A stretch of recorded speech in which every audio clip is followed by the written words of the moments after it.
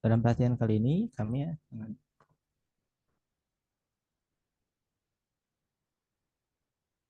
Dalam pelatihan kali ini, Pusat Studi Bioprospeksi Serat Alam dan Sumber Daya Hayati FMIPA Unpad atau PUSDI BSASDH disingkat, menghadirkan Bapak Febi Doni PhD selaku dosen muda Universitas Pajajaran dengan indeks Scopus 12, sangat tinggi ya, dan sitas sebanyak 538. Nah, gimana sih caranya biar kita dapat seproduktif itu dan dapat seberdampak itu gitu, jurnal yang kita tulis sebanyak yang mensitasi jurnal kita. Nah, mari kita simak. Panitia mungkin boleh minta tolong untuk di-share CV-nya karena saya tidak bisa share screen.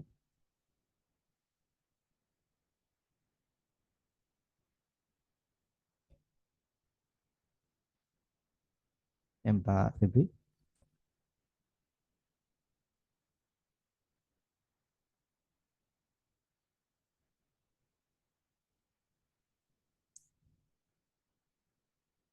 Pak Febri.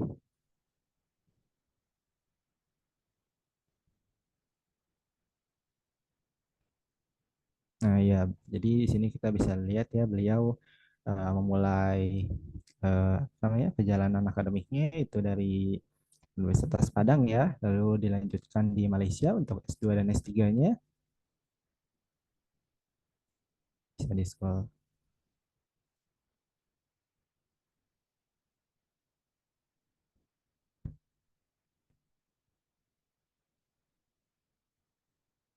Ya, di sini kita bisa lihat publikasi-publikasinya ya, sangat banyak. Jadi tidak heran ya bisa mencapai Scopus Index sebanyak 12 dan juga citasinya sebanyak 538. Dan pelatihan kali ini kita akan langsung nih mendengarkan dari beliau bagaimana caranya biar kita setinggi itu dan juga bagaimana caranya biar publikasi kita banyak yang mencitasi dan akhirnya itu menjadi indikator bahwa publikasi yang kita lakukan itu sangat berdampak. Oke, baik. Nah, dalam pelatihan kali ini juga kami menghadirkan Ewin Lestari MSI selaku moderator. Beliau merupakan Master of Science atau lulusan S2 dari Biologi FMIPA Unpad dengan IPK 4,0. Wah, makin asik nih moderator dan pemateri yang kita hadirkan ini sangat berbobot ya teman-teman, Bapak Ibu. Mungkin bisa ditampilkan juga untuk CV moderator kita.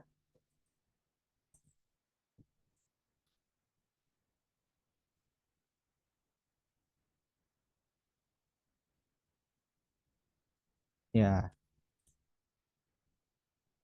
dia sekarang sedang bekerja di ini ya, di BSASDH sebagai Research Assistant di Center Development of kami juga sebagai Research Assistant. Kita bisa lihat ke bawah track record-nya Erin, beliau.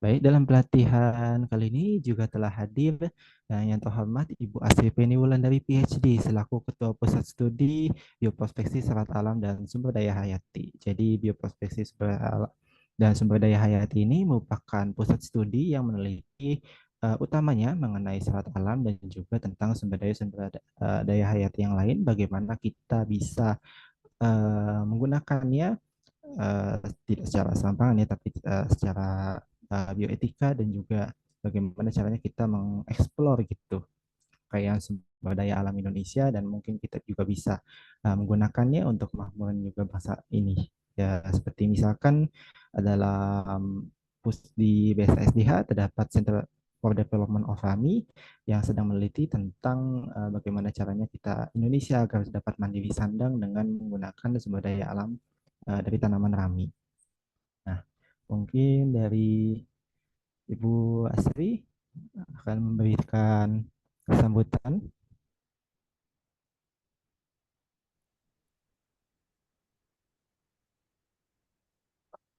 Ya, terima kasih Kevin.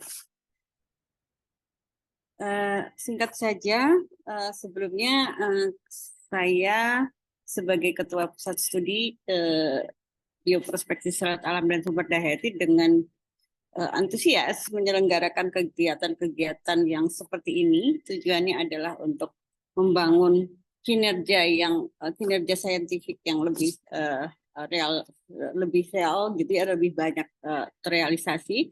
Dan terima kasih kepada pembicara Pak Febri Doni. Ya, Selamat pagi. Bu. Ya, Ya, saya selamat pagi, Bu. berterima kasih sekali dan sangat mengapresiasi sekali semangat beliau juga untuk bisa men-share pengalamannya untuk teman-teman semua yang ada di sini. Silakan manfaatkan kegiatan-kegiatan seperti ini dan mungkin kalau tidak keberatan Pak Febri juga bisa dilanjutkan dengan program-program workshop yang supaya submitnya tuh bisa real dibantu begitu ya Pak ya. Ya, Kalau siap sampai publish dibantunya. sampai publish. Nah, silakan adik-adik yang sedang sekolah atau Bapak Ibu dosen di sini, terima kasih sudah berpartisipasi dengan program ini.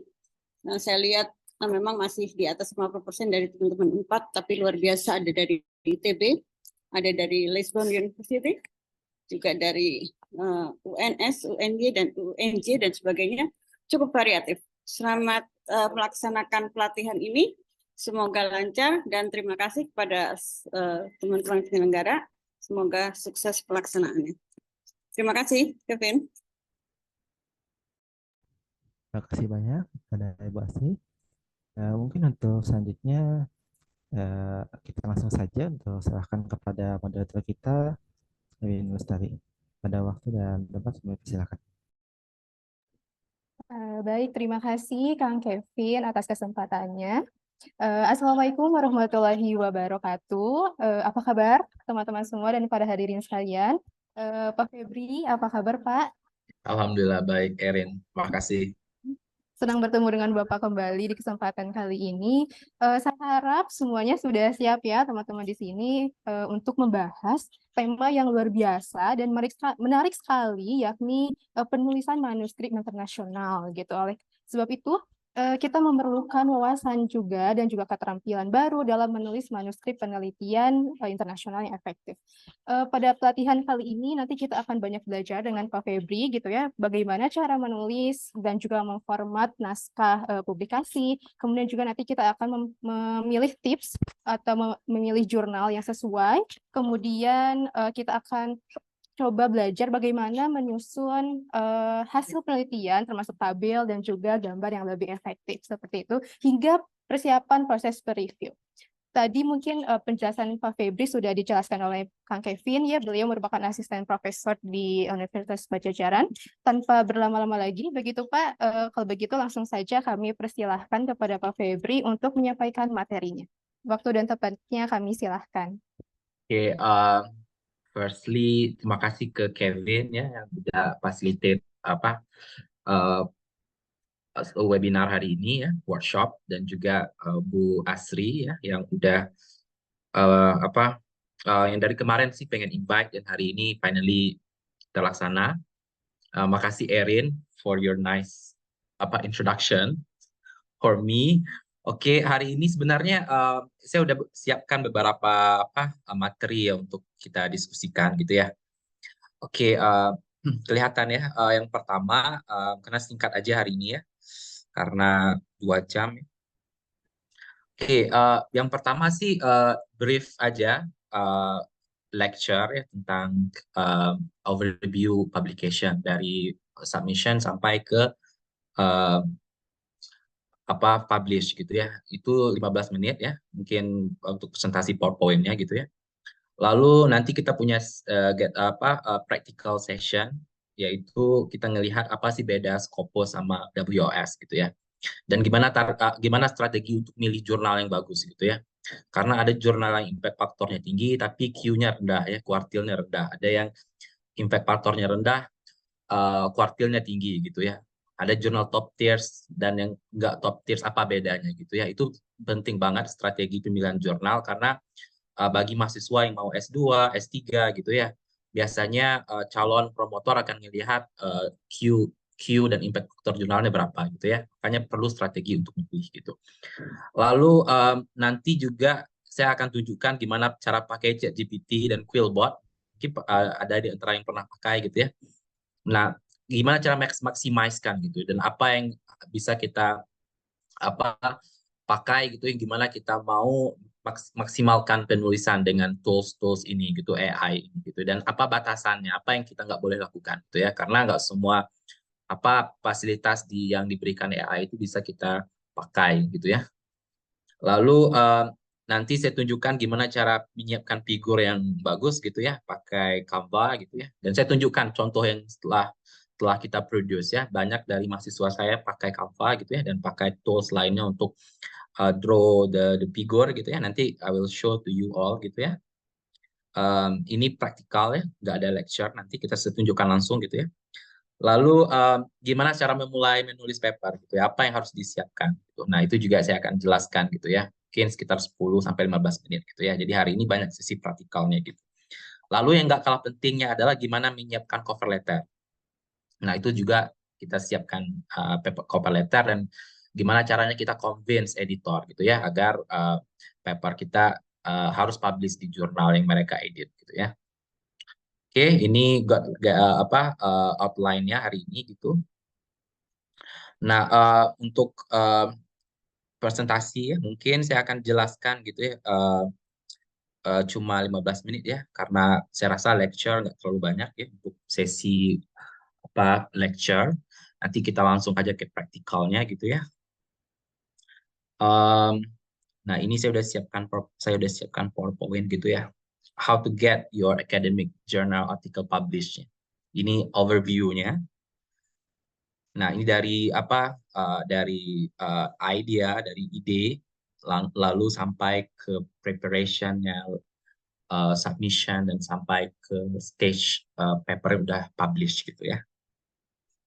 Nah, ini overview presentation-nya ya, deciding what or when to publish, yang kapan dan apa yang mau dipublish gitu ya, identifikasi jurnal target, menyiapkan strong manuscript, submitting the paper, understanding the decision process, dan juga revising paper gitu. Nah, saya tunjukkan aja di sini highlight-nya.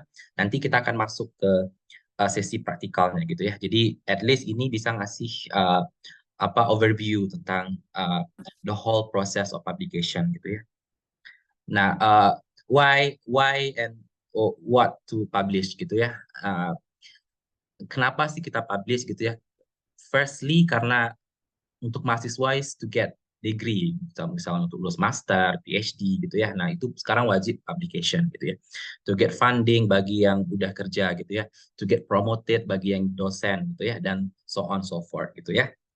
Walaupun kita punya mindset, kita punya aim untuk publish, however, editor, reviewers, and the research community don't consider this reason when assessing your work gitu ya. Jadi mereka nggak peduli alasan kita apa mau publish gitu ya. Nangis pun kita bilang bahwa kita harus publish karena kita pengen syarat untuk lulus master. Mereka nggak peduli gitu ya. What they care is that quality of the paper that we produce gitu ya, that we have produced. Nah, ini beberapa faktor to consider ya dalam mendecide mau publish apa gitu ya. Yang pertama adalah quality of the work, extent of the work, interest to others gitu ya. Nah, makanya sebelum menulis gitu, baik itu review paper, baik itu journal paper gitu ya, it is good to seek guidelines dari expert di bidangnya gitu ya. Firstly, kita bisa present aja hasil riset kita di conference gitu ya. Kemarin si Erin ya, she did very nice thing gitu ya. Sebelum dia selesai prepare the journal, she reach me out ya, tunjukin ini hasilnya gitu ya. What do you think gitu. Nah, it's very good gitu ya. Karena kenapa? Walaupun kita rasa paper kita bagus, sebenarnya it's good to have opinion dari others gitu ya. Untuk melihat, oh kurangnya di sini, kurangnya di sana gitu. So that is why data gitu ya, ataupun result dari hasil penelitian kita itu bagus kita communicate-kan sama orang yang ahli di bidangnya gitu ya. Untuk minta pendapat gitu ya. Nah, ini beberapa question yang harus kita tanyain ke kita gitu ya sebelum menulis gitu ya. In fact, sebelum riset gitu. Tapi nggak apa-apa. Ini mungkin nggak relevan bagi yang masih S1 atau S2, tapi it's good to have known this before you venture into ke dunia scientific yang lebih deep nanti gitu ya. think about why you want to publish your work gitu ya. Is it new, interesting gitu ya? Is it a current hot topic gitu ya? Have you provided solution to some difficult problem? Nah, ini question yang akan ditanyakan editors nanti ya. I think Erin last time ya approach me gitu, she show to me papernya gitu lah. I think it's very interesting gitu ya.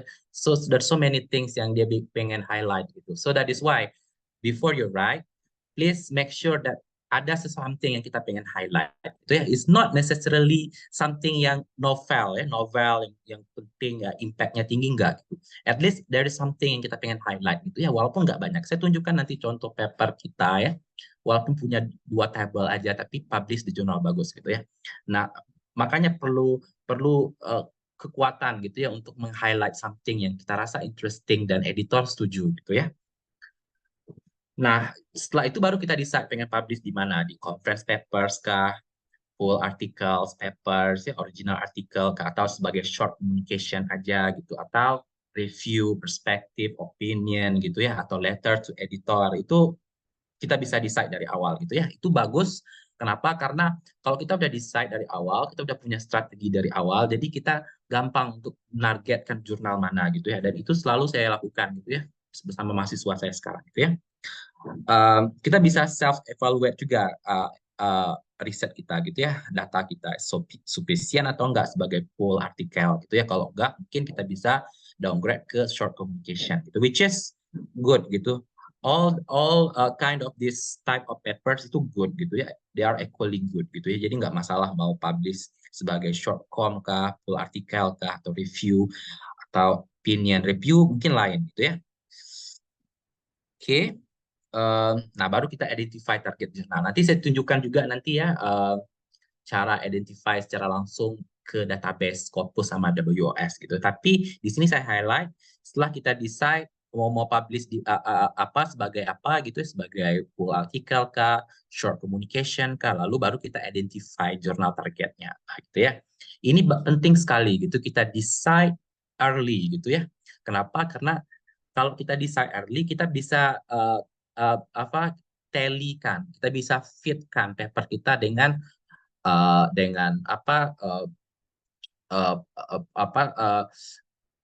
stylenya, formatnya gitu. Karena beberapa paper itu beda-beda style dan format, dan juga kita bisa baca paper target kita terlebih dahulu yang udah publish di sana, papers yang publish. Jadi kita tahu kayak gini maunya gitu ya. Oke. Nah, baru kita develop list jurnal apa yang kita pengen submit gitu ya. Lalu kita decide publish di mana gitu ya, dan sebagai apa, short com kah, full length artikel kah gitu ya. Nah, ini beberapa faktor yang harus dilihat gitu ya. Audiensnya, prestige-nya, impact-nya, publication time-nya gitu ya. Kita akan ke detail nanti ya, tricksnya gitu untuk nentuinnya nanti. Nanti saya tunjukkan caranya gitu ya. Oke. Ini cuma sebagai highlight aja. Impact factor. Nah, itu juga penting ya, karena bagi yang pengen S2, S3 gitu ya, yang mau postdoc ya, mau kerja, impact factor ini penting ya. Apalagi di Unpad sekarang ya, untuk syarat masuk dosen HQT aja yang kemarin gitu, itu biologi nggak ada yang tahun ini lulus HQT karena syaratnya terlalu nggak bisa yang memenuhi syaratnya gitu, karena harus impact faktornya tinggi ya, harus minimal Q1, Q2 di 3 tahun terakhir gitu ya, yang indeks di WOS gitu. Nah, nanti saya tunjukkan. Makanya dari awal ya, bagi yang pengen nembus dosen gitu atau mau postdoc di luar gitu dan mau S2, S3 di luar, it's good to know this sekarang gitu ya. Jadi kita bisa berstrategi dari sekarang gitu ya. Juga speed, cost, dan access juga penting gitu ya. Ada jurnal yang bagus tapi speed publication-nya lama sampai bertahun-tahun gitu. Nah, so we need to know juga gitu ya dari awal gitu. This need to be considered gitu ya. Choose the right journal gitu ya. Ada yang top jurnal kayak Nature, Science, Lancet gitu ya. Mungkin itu terlalu grand bagi kita gitu ya. Makanya kita pilih jurnal yang ada spesifik jurnal gitu. Ada targetnya gitu ya, ada strateginya cara milih gitu ya. Nah, ini satu contoh ya, paper yang submitted 14 Juni 1995, publish-nya gitu ya, 8 Oktober 2008 gitu ya. Berarti 12 tahun gitu ya. Nah, kita nggak mau seperti ini ya. So we need to be able to have strategi gitu, strategi apa untuk agar jurnal kita itu publish on time ya, di kualitasnya bagus dan di good journal gitu ya. So there is always a limit ya, don't cross the line gitu. Jadi kita harus tahu limitation yang kita punya gitu ya. So we wanna get our data, our research published in the best possible journal gitu ya. Dan kita tahu limit kita. We don't wanna cross the limit gitu ya. Oke, ini what is a strong manuscript? Oke, ini highlightnya aja gitu ya. As I said tadi, ada berbagai macam jenis manuskrip gitu ya. Ada yang full length article, short communication gitu ya. Kalau full length dan short communication dan research article tadi yang saya bilang tadi itu sebenarnya hasil riset gitu ya.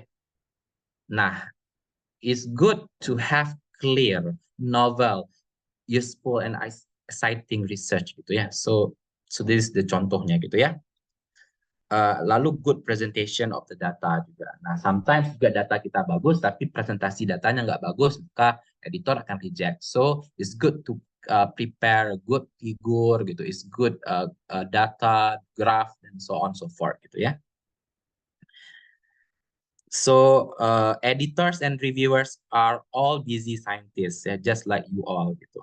Makes things easy to save their time gitu ya. Sometimes silly mistake ya itu akan kena langsung desk rejection gitu ya. Editor ngelihat salah format, maka kita langsung di reject papernya. Makanya make sure that everything is good gitu ya. Nah ini untuk yang preparing strong manuscript gitu ya. Ada title-nya, ada introduction-nya, ya. Di introduction tuh ada objektifnya, ada methodnya gitu ya. Result, discussion, conclusion. Title, short, use strong and vivid words gitu ya.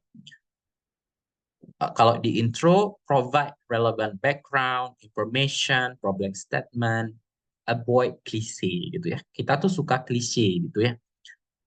Itu harus dihindari dalam penulisan manuskrip gitu ya.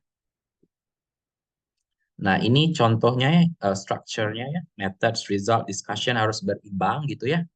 Dan juga mungkin yang ini saya pengen highlight gitu ya, title itu intro sebenarnya itu mengintroduce title gitu ya. Makanya di intro itu be specific ke title gitu ya. Jangan terlalu banyak lari kemana-mana gitu ya. Be concise, parallel gitu ya, dari umum sampai ke spesifik gitu ya. Nah, itu intro gitu ya. Nah, abstract juga harus easy to be understood sama others gitu ya. Abstract ini kayak advertisement ya of your article, karena orang akan baca abstractnya dulu sebelum baca papernya. Makanya make it interesting and understandable gitu ya. Make it accurate and specific juga ya. Dan juga a clear abstract will strongly influence whether or not your work is considered gitu ya. Ini penting. Kenapa? Karena kita produce nih paper bagus, tapi nggak ada yang mensitasi karena abstraknya jelek gitu ya. Makanya abstract should be always be interesting gitu ya and understandable. Okay, keep it as a brief as possible, nggak usah terlalu panjang lebar abstract gitu ya. Nah, intro ini ya contohnya intro ya, mungkin I'm gonna share this with you all ya. PowerPoint nanti saya share ya, saya udah share ke Kevin, mungkin kalian bisa baca nanti ya. Brief context to the readers, address the problem, identify the solution, limitation, what is hoped to be achieved, consistent with the nature of the journal. Nanti saya tunjukkan contoh paper mahasiswa S1 saya gitu ya. Gimana cara dia nulis info yang bagus gitu. Nanti saudara nanti bisa imitate nanti, bisa tiru gimana caranya gitu ya. Methods juga kita harus describe method dengan nicely gitu ya. Ini catatan ya, kalau method ini ya harus detail gitu ya. Jadi kita nulis metode itu dibaca sama orang lain itu mampu mereplikasi eksperimen kita. Nah, itu metode yang bagus gitu ya. Makanya saya agak very strict dengan metode ya untuk skripsi juga gitu, karena bagi saya metode itu penting gitu ya.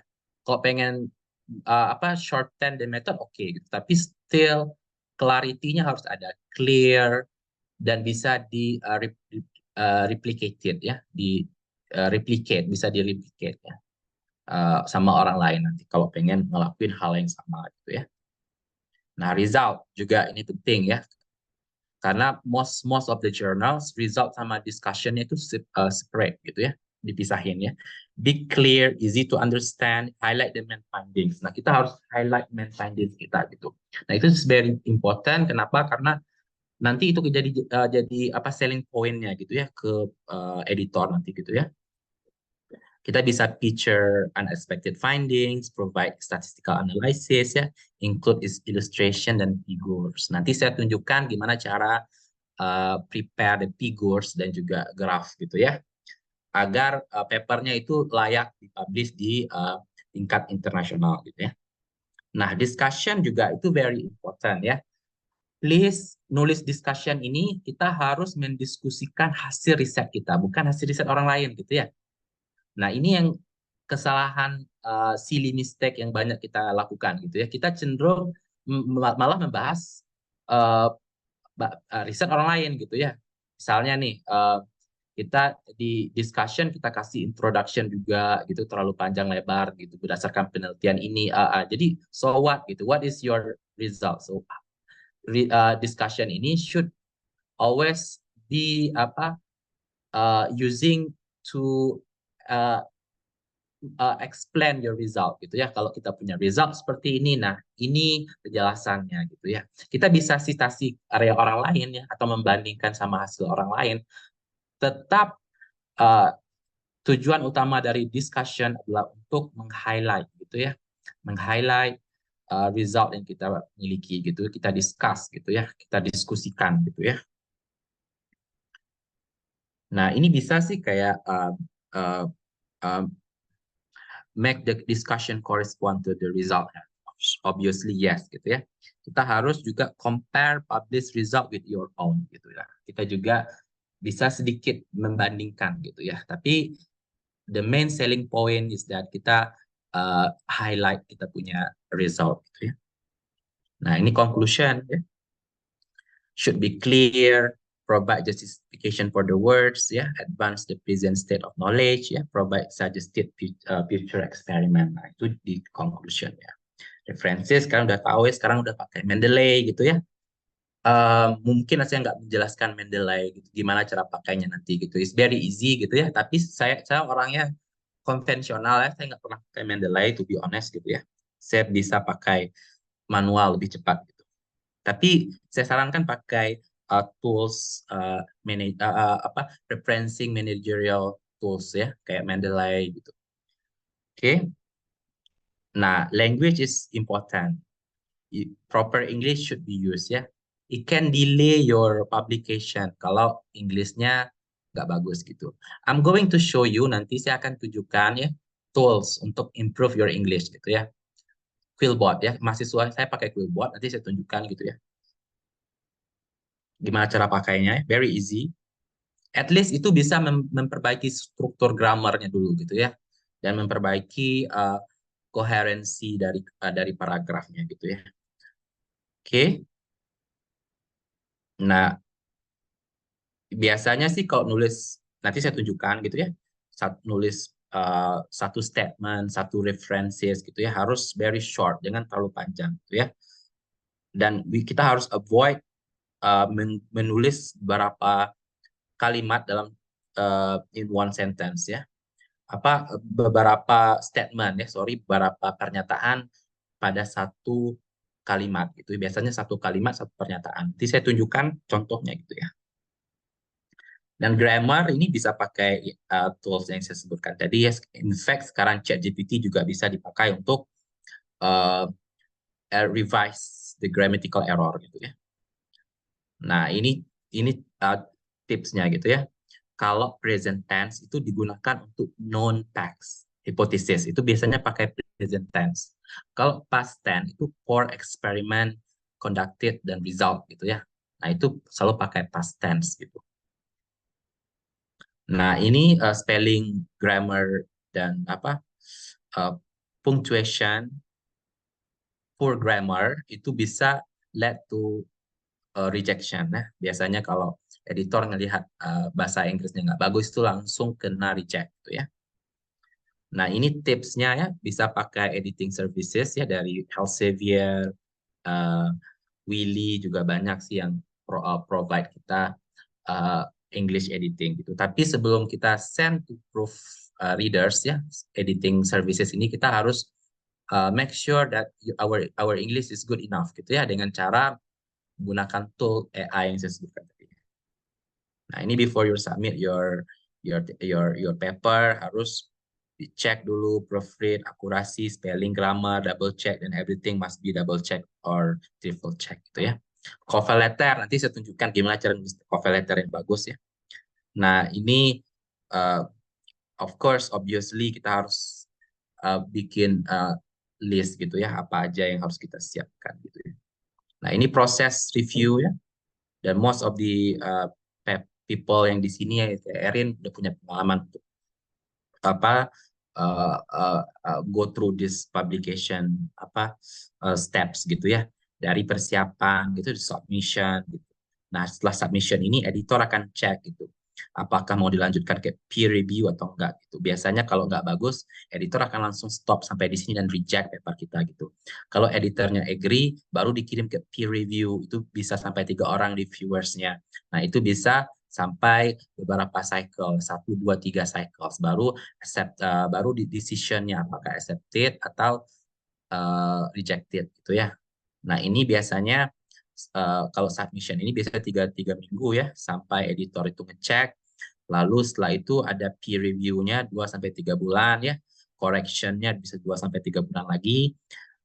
Roughly ya, rata-rata 3-6 bulan baru paper kita accepted. Tapi ada juga jurnal yang cepat kayak MDPI ya, itu very fast, 1 bulan kita udah tahu resultnya. Tapi sekarang ini I don't really have a problem dengan MDPI ya, tapi sekarang banyak yang ngerasa MDPI ini nggak bagus gitu ya, karena ada yang bilang itu semi predatory, itu topik yang lain gitu. Tapi bagi saya mau publish di mana aja nggak masalah ya, yang penting paper kita bagus gitu ya. Nah, ini editor decision-nya ada accept ya, itu very rare, accept as it is gitu, tanpa ada modifikasi. Saya pernah beberapa kali kayak gini ya, accept secara langsung karena reviewersnya bilang oke gitu. Jadi tanpa sama sekali revisi gitu ya. Tapi biasanya accept dengan minor atau major correction itu selalu gitu ya. Reconsider if revised, dan juga ada yang cek gitu ya. Nah, revising paper juga gitu ya, kita harus setelah paper kita disubmit gitu ya, dapat resultnya dengan major correction atau minor correction. Nah, kita harus prepare revising papernya gitu ya. Nah, revise and submit promptly gitu ya. Jadi di merevisi nanti siapkan cover letternya, bikin detail ininya, detail apa aja correction yang telah dilakukan. Nanti saya juga akan tunjukkan contohnya ya, mudah-mudahan waktunya masih sempat nanti ya. Nah, kadang juga editor atau reviewers kan manusia biasa juga kayak kita gitu ya. Kalau kalian kita semua nggak setuju dengan pendapat dari reviewers, editor gitu, nggak apa-apa gitu. Kita bisa jelaskan di cover letter apa sih yang kita nggak setuju gitu ya. Nah, ini detail respon letter. Saya rasa kalian bisa baca aja ya, saudara bisa baca aja nanti gitu ya. Nah, ini ilustrasinya ya. If journal acceptance rate itu 10-20%, you can do the math gitu ya. Jadi jangan kecewa gitu ya. Banyak mahasiswa yang kayak down, mentalnya down karena papernya di reject. Nggak apa-apa gitu, karena memang acceptance rate paper itu 10-20% gitu ya. Nah, kalau reject, turn rejected papers around quickly. Langsung submit ke tempat lain, nggak usah banyak tunggu gitu ya. Reviews are very idiosyncratic gitu ya. Don't waste your time gitu ya. Jangan baper, jangan sedih gitu ya. Ambil positifnya aja. Kalau reject, apa saran dari editor atau reviewers sebelumnya bisa kita consider untuk perbaikan dan kita bisa submit di tempat lain gitu ya. Oke, final step-nya celebrate publication of your paper gitu. Kalau publish gitu ya dan accepted. Oke. Ada pertanyaan di sini mungkin Erin ya. Terserah, saya udah nyiapin beberapa topik lagi ya untuk kita bahas ya. Itu diskusi aja sih untuk misalnya ngelihat ini apa. Karena saya nggak mau kebanyakan lecture nanti takut ngantuk gitu ya. Baik, Nah, terima kasih. ya. Kalau pengen ada pertanyaan di sini boleh, kalau enggak kita lanjutkan aja tadi saya sebutkan gimana cara milih jurnal gitu ya, indeksnya segala macam gitu. Nah ini sih ada beberapa sesi lagi sih, saya rasa ini seksi praktikal gitu. Nanti audiensnya bisa langsung belajar aja gimana caranya. Kalau ada pertanyaan di sini nggak apa-apa, saya serah sama Erin aja sih sebagai moderator. Baik, terima kasih Pak Febri sebelumnya. Sangat menarik sekali ya tadi pematerian dari Pak Febri. Mungkin dari teman-teman kita mulai buka forum diskusi kali ya, tanya jawab. Dari teman-teman yang masih penasaran dengan bagaimana caranya untuk publikasi, boleh langsung bertanya kepada Pak Febri. Silahkan.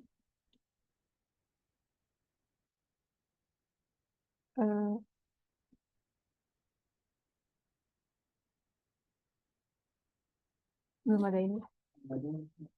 Sepertinya belum ada pertanyaan. Mungkin bisa dilanjut saja. Oh, ada pertanyaan dari Ulya. Silahkan, Teh Ulya. Tes, apa suara saya terdengar? Terdengar. Baik, Ya, terdengar. sebelumnya mohon maaf belum bisa on cam. Izin bertanya Pak, tadi kan disebutin kalau misalnya di metode itu kita harus sejelas mungkin, sedetil mungkin. Tapi kalau misalnya di riset kita itu rencananya akan diajukan paten. Kalau seperti itu bagaimana ya Pak? Apakah harus sangat-sangat detail? Tapi kan kita mau ngajuin paten, takutnya nanti ada peniruan atau apa. Terima kasih Pak. Sorry. Oke, mungkin saya bisa tunjukkan langsung ya paper contohnya. Yang detailnya maksudnya seperti apa gitu ya, biar nggak salah paham gitu ya. Jadi benar ya, karena walaupun sebenarnya dalam publikasi ini editor sama reviewers ini nggak mau tahu gitu kita mau patent mau enggak gitu ya. Yang penting standarnya terpenuhi gitu ya.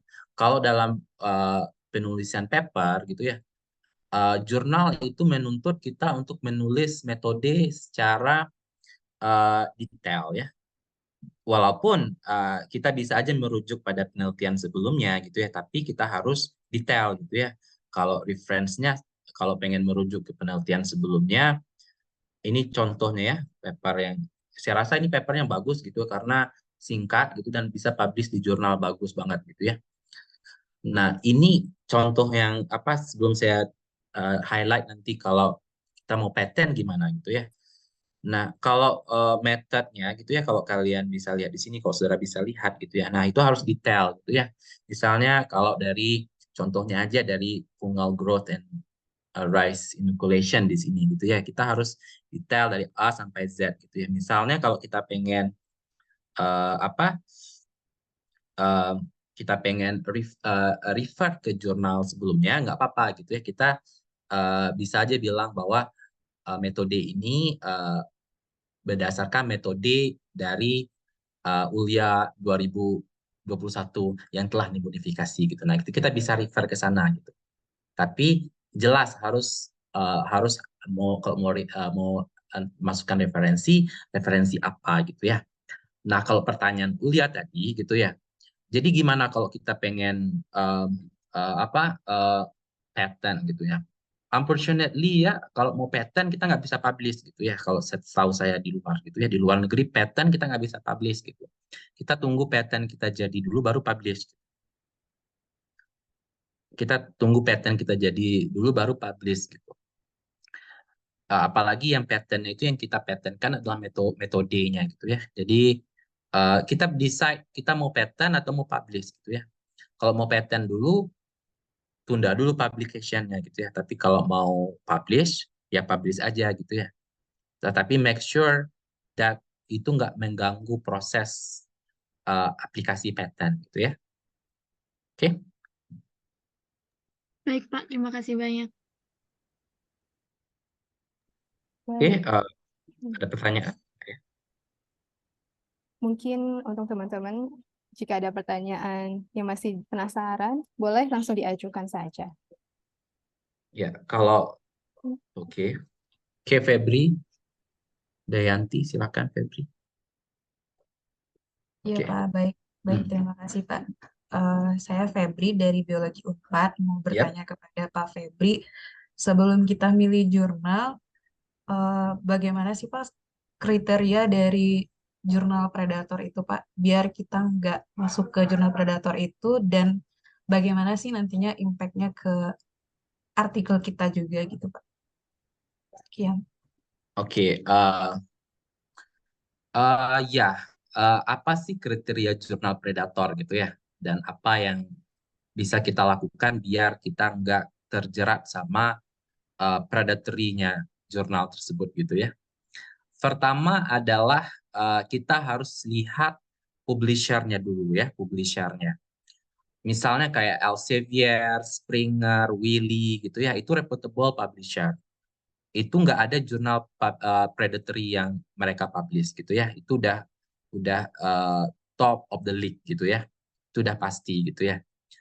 Tapi kadang-kadang kita kan punya data yang nggak bisa masuk ke sana gitu ya, ke publisher yang top tadi. Jadi makanya banyak orang di negara ketiga gitu ya, kayak di Indonesia gitu ya, di Vietnam misalnya, itu banyak yang malah jatuh ke jeratan publication di jurnal predatory gitu. Ada banyak sih cara untuk melihat apakah jurnal tersebut predatory atau enggak gitu ya. Yang pertama adalah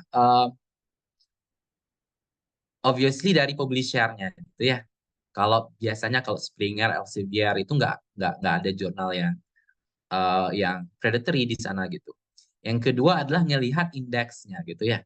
Indeksnya di mana gitu? Apakah Scopus, apakah WOS gitu ya. WOS yang akan saya jelaskan nanti ya. Scopus itu masih ada beberapa jurnal yang terindeks Scopus tapi predatory gitu ya.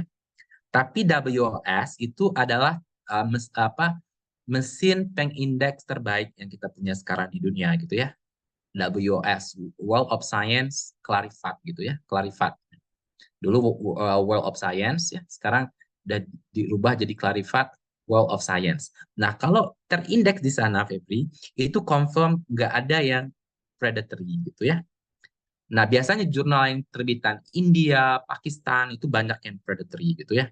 Nah, makanya kita harus cek dulu di database gitu, di indexingnya, toolnya gitu ya. Di indexing Scopus kah, WS kah gitu ya. Nah, sekarang ini sih ada kecenderungan kayak jurnal kayak DPI gitu ya, kayak Frontiers, Hindawi itu kan banyak yang bilang itu predatory gitu ya. Makanya saya bilang tadi harus hati-hati juga gitu ya. Ingat bahwa dunia publikasi ini sangat kapitalisme sekali gitu ya.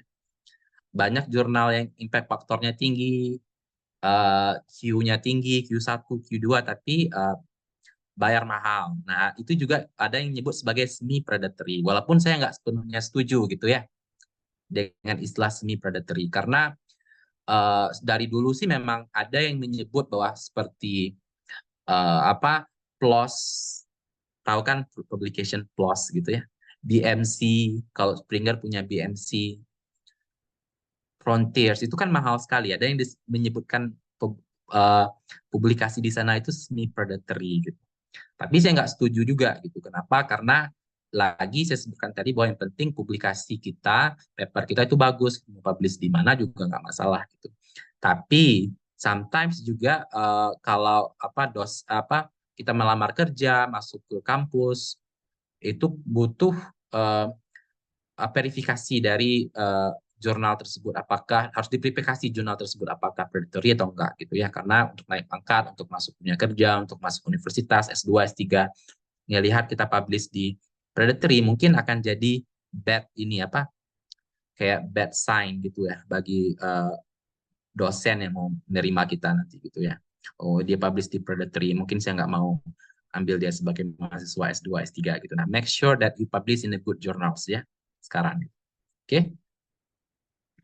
Oke, saya rasa ada pertanyaan dari Danu ya. Iya, betul, ada pertanyaan di kolom chat mungkin Pak. Saya bantu saja ya Pak. Ya. Kang Danu, izin bertanya Pak, bagaimana untuk crafting tugas akhir seperti skripsi untuk dipublish sebagai jurnal, khususnya untuk part bab 1 dan bab 2 yang menjadi bagian introduction di jurnal. Bagaimana untuk menulis bagian tersebut secara efektif? Terima kasih Pak. Oke, saya jawab secara ringkas di sini, tapi nanti saya tunjukkan gimana cara nulis intro yang tepat gitu ya. Kalau skripsi itu sangat ekstensif intronya gitu ya. Mungkin bisa sampai 3 sampai 5 halaman gitu ya. Begitu juga bab 2-nya gitu, itu sampai 5 halaman gitu ya. Tapi di jurnal waktu publication itu nggak se-ekstensif skripsi, tesis ataupun disertasi gitu ya. Makanya kita perlu apa shorthand gitu ya. Bahasa Inggrisnya shorthand dan juga meringkas gitu ya, meringkas dan juga to squeeze gitu ya, meremas gitu biar dari 5 halaman jadi 1 halaman gitu. Nah, itu ada triksnya nanti gitu ya. Nanti saya jelaskan gimana gitu ya, untuk nulis intro yang apa yang efisien gitu biar bisa tembus ke jurnal internasional. Apakah bisa dipakai bab 1 dan bab 2 dari skripsi? Bisa gitu ya, tapi dengan cara kita harus mensuqueeze-nya gitu ya. Harus diringkas gitu. Nanti saya tunjukkan caranya gimana gitu ya. Mungkin saya mau tunjukkan ini dulu ya, Erin, karena saya rasa penting ini ya, relevan gitu ya. Karena kita diskusi. Nanti kalau ada pertanyaan langsung aja tanya gitu ya. Amin. Sekarang ini kan kita presentasi kita diskusi two way saja gitu. Kalau ada pertanyaan silakan gitu ya. Nah, ini ada indexing ya. Ini penting banget gitu ya. Scopus sama WOS gitu. Nah, apa itu indexing? Jadi indexing ini adalah website gitu ya yang mengindeks jurnal ya. Mungkin kita pernah dengar saya masukin ke ini baru. Kita pernah dengar yang common indexing ya. Yang Google Scholar, pernah ya dengar ya Google Scholar ya? Pasti kita pernah dengar Google Scholar gitu ya. Lalu selain Google Scholar sih di Indonesia ada Sinta gitu ya. Ada Sinta 1, 2, 3, 4 gitu. Dan so on so forth gitu ya. Nah, ini indexing yang biasa gitu ya. Apalagi Google Scholar, semua paper itu masuk ke sana gitu ya. Tapi ini nggak reputable gitu ya. Nggak reputable. Ini juga Sinta sih reputable untuk ukuran Indonesia. Tapi kalau bagi saudara yang mau S2, S3, atau postdoc di luar, atau mau cari kerja, kita nggak pakai ini ya. Kita nggak pakai ini. Kita nggak pakai ini. Instead, sekarang ya, ada yang disebut sebagai, Scopus. Scopus. Makanya disebut Scopus dan WOS. Nah, especially Unpad ya, sekarang ini untuk melamar di dosen Unpad itu wajib. Nah, gimana cara ngeceknya ya Scopus ini ya? Scopus, saya bisa masuk di sini dulu ya. Nah, Scopus ini, Nah, Scopus itu juga ada Q-nya ya, walaupun nggak banyak yang dipakai ya. Sebenarnya Scopus bukan Q, Tapi kita pakai Scopus Q2, Q3, Q4 gitu ya. Padahal di Scopus tuh nggak ada Q-nya. Tapi di Indonesia ada. Saya nggak tahu kenapa. Nah, WS Clarifat. Nah, ini ada Q1, Q2, Q3, dan Q4 gitu. Q2, Q3, dan Q4 ada impact faktornya. Impact faktor itu apa? Itu berapa banyak jurnal yang citasi satu jurnal per tahun, citasi satu jurnal per tahun, bagi berapa banyak jurnal yang publish. Saya tunjukkan nanti contohnya, jurnal yang publish. Nah, gimana cara ngecek indeks Scopus atau enggak ya? Nah, saya akan tunjukkan. Ini kelihatan ya? Lihat Pak Febri. Nah, ini ada paus di Unpad gitu ya. Kalau kalau nggak ada akses ke universitas itu kita nggak bisa ngecek karena itu berbayar gitu, Scopus gitu ya. Ini kita pergi ke paus.unpad.ac.id bagi yang mahasiswa Unpad atau staf Unpad. Kalau di kampus lain sih saya rasa punya tools yang sama gitu ya. Nah, jadi buka ini, klik untuk membuka jurnal. Oke. Nah, kita bisa cek nih jurnal apa gitu. Scopus dulu deh gitu ya. Nah, kita bisa cek di sini. Nah, bisa cek di sini ya. Lalu kita tinggal masukkan jurnalnya apa gitu ya, nama jurnalnya gitu.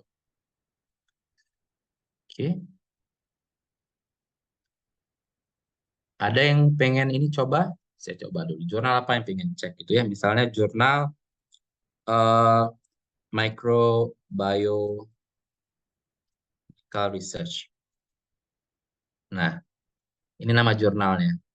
Nah, kalau kalian lihat di homepage jurnal ini, sorry, agak slow dikit.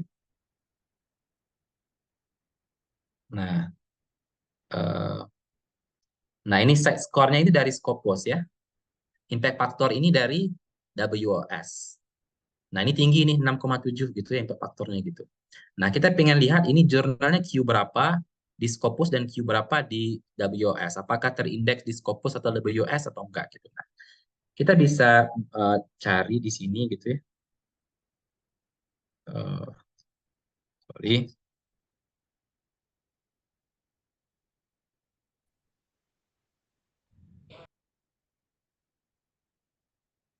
Sorry. About the journal and the scope.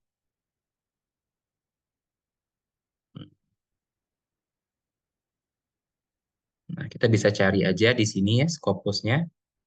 Jurnal title-nya. Jurnal title. Ada nggak jurnal title-nya?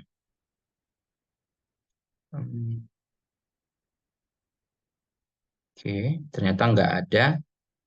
Nah, kita bisa masukin ISN-nya ya. Kita cari dulu di sini ISN-nya berapa.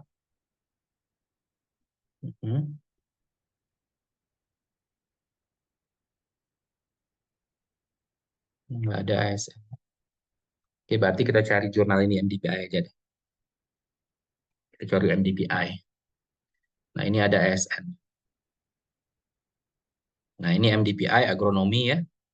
Di sini kita lihat impact faktornya 3,7 ya. Saya skornya ini Scopus. Kita lihat apakah ini terindeks Scopus atau enggak gitu ya.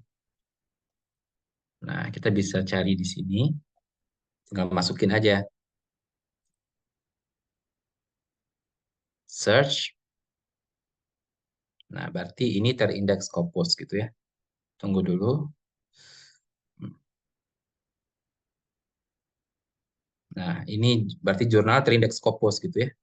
Bisa kita lihat di sini. Agronomi ini terlist di sini gitu ya. Oke. Oke. Lalu agronomi tadi kita pengen ngecek nih. Apakah terindeks di WOS atau enggak ya. Kalian pergi ke Clarifat Analytics ini. Ini WOS ya. Dulu disebut WOS, sekarang disebut Clarivate Analytic WOS. Tinggal pergi ke sini,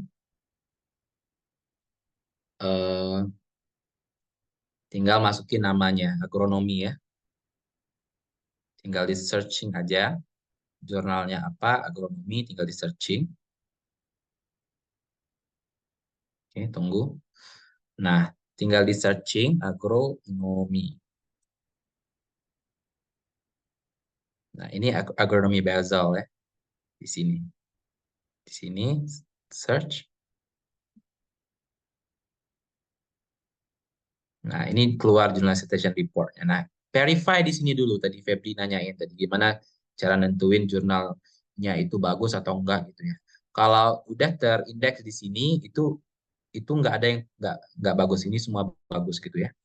Nah, ini impact faktornya berapa? 3,7. Benar nggak di sini? Di sini juga 3,7. Benar? Oke. Lalu kita lihat Q-nya Q berapa gitu ya. Nah, pergi ke rank by journal impact factor Q1. Oke. Q1, apakah jurnal ini top tier atau enggak gitu ya? Itu pertanyaannya lagi sekarang. Karena Unpad, kalau kita publish di top 10%, WOS, Unpad akan bayar 90 juta ke first author-nya gitu ya. Ini apakah top tiers enggak? Ini sekarang semester lalu ya masih disebut top tiers karena top 10 sampai 20% Unpad bayar 68 juta ke first author-nya. Tapi semester ini udah nggak lagi karena Unpad cuma mau bayar top 10% gitu. Nah, apakah ini top 10% nggak? Dia 16%, nomor 16 dari 88 jurnal. Ya, enggak, ini enggak masuk top 10%. Tapi ini top, is it 17-18% gitu ya. Ini 82% gitu, atau 12% gitu ya. Iya, ini 12% gitu ya. Top 12 gitu, 12%. Itu enggak masuk gitu ya. Nah, ini perlu kalian ketahui gitu ya, bagi yang mau S2, S3 di luar gitu ya. Kadang impact faktornya rendah, tapi bisa top tiers itu tergantung sama bidang jurnal tersebut gitu ya. Karena biasanya bidang mikrobiologi itu susah sekali untuk dapatin top tiers gitu ya. Kenapa? Karena impact faktornya tinggi-tinggi. Saya kasih contoh ya. Nah, ini mahasiswa S2, S3 saya udah nyiapin nih ya.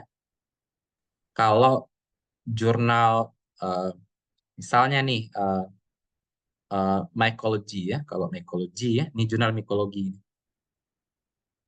Nah, ini jurnal mikologi. Sorry. Nah, ini list jurnal mikologi.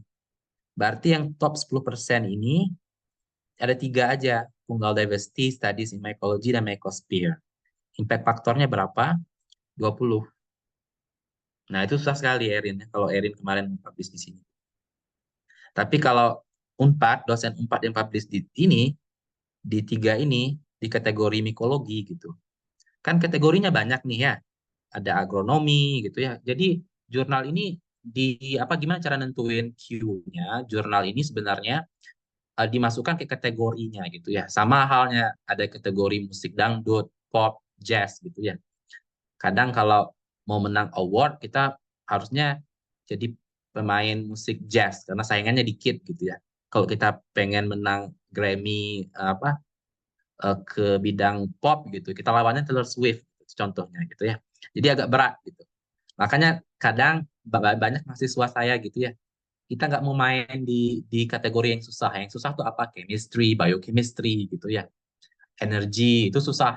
Tapi yang gampang itu kayak agronomi, horticulture itu gampang kategorinya gitu ya. Jadi kita bisa milih dari situ juga. Nah, kalau mycology ini agak susah gitu ya karena uh, untuk top 10 aja itu 14 impact faktornya gitu ya. Nah, ini juga contohnya yang paling gampang ya. Itu obviously yang agriculture and multidisciplinary gitu ya. Nah, mahasiswa saya pengen publish di sini nanti ya. Di agriculture, ecosystem, and environment ya. Nah, ini top 10%. Kita lihat dulu jurnal apa gitu ya. Ini kita bisa cek. Ini Elsevier, Agriculture, Ecosystem, and Environment. Impact faktornya cuma 6,6. Which is quite high, tapi it's not high as yang tadi, yang ecology tadi ya. Nah, itu strateginya gitu ya. Nanti kalian bisa reach me out, nanti kalau pengen tanya gimana cara ngeceknya gitu ya. Again, but mostly you have to check this Q berapa, top tiers atau enggak, top 10% atau enggak. Karena apa? Karena kalau di Unpad pengen masuk S3 tanpa tes, kita harus publish di Q1 gitu ya. Oke, untuk S3 di Unpad. Nah, Q1 cukuplah, walaupun nggak termasuk top tiers gitu ya. Oke.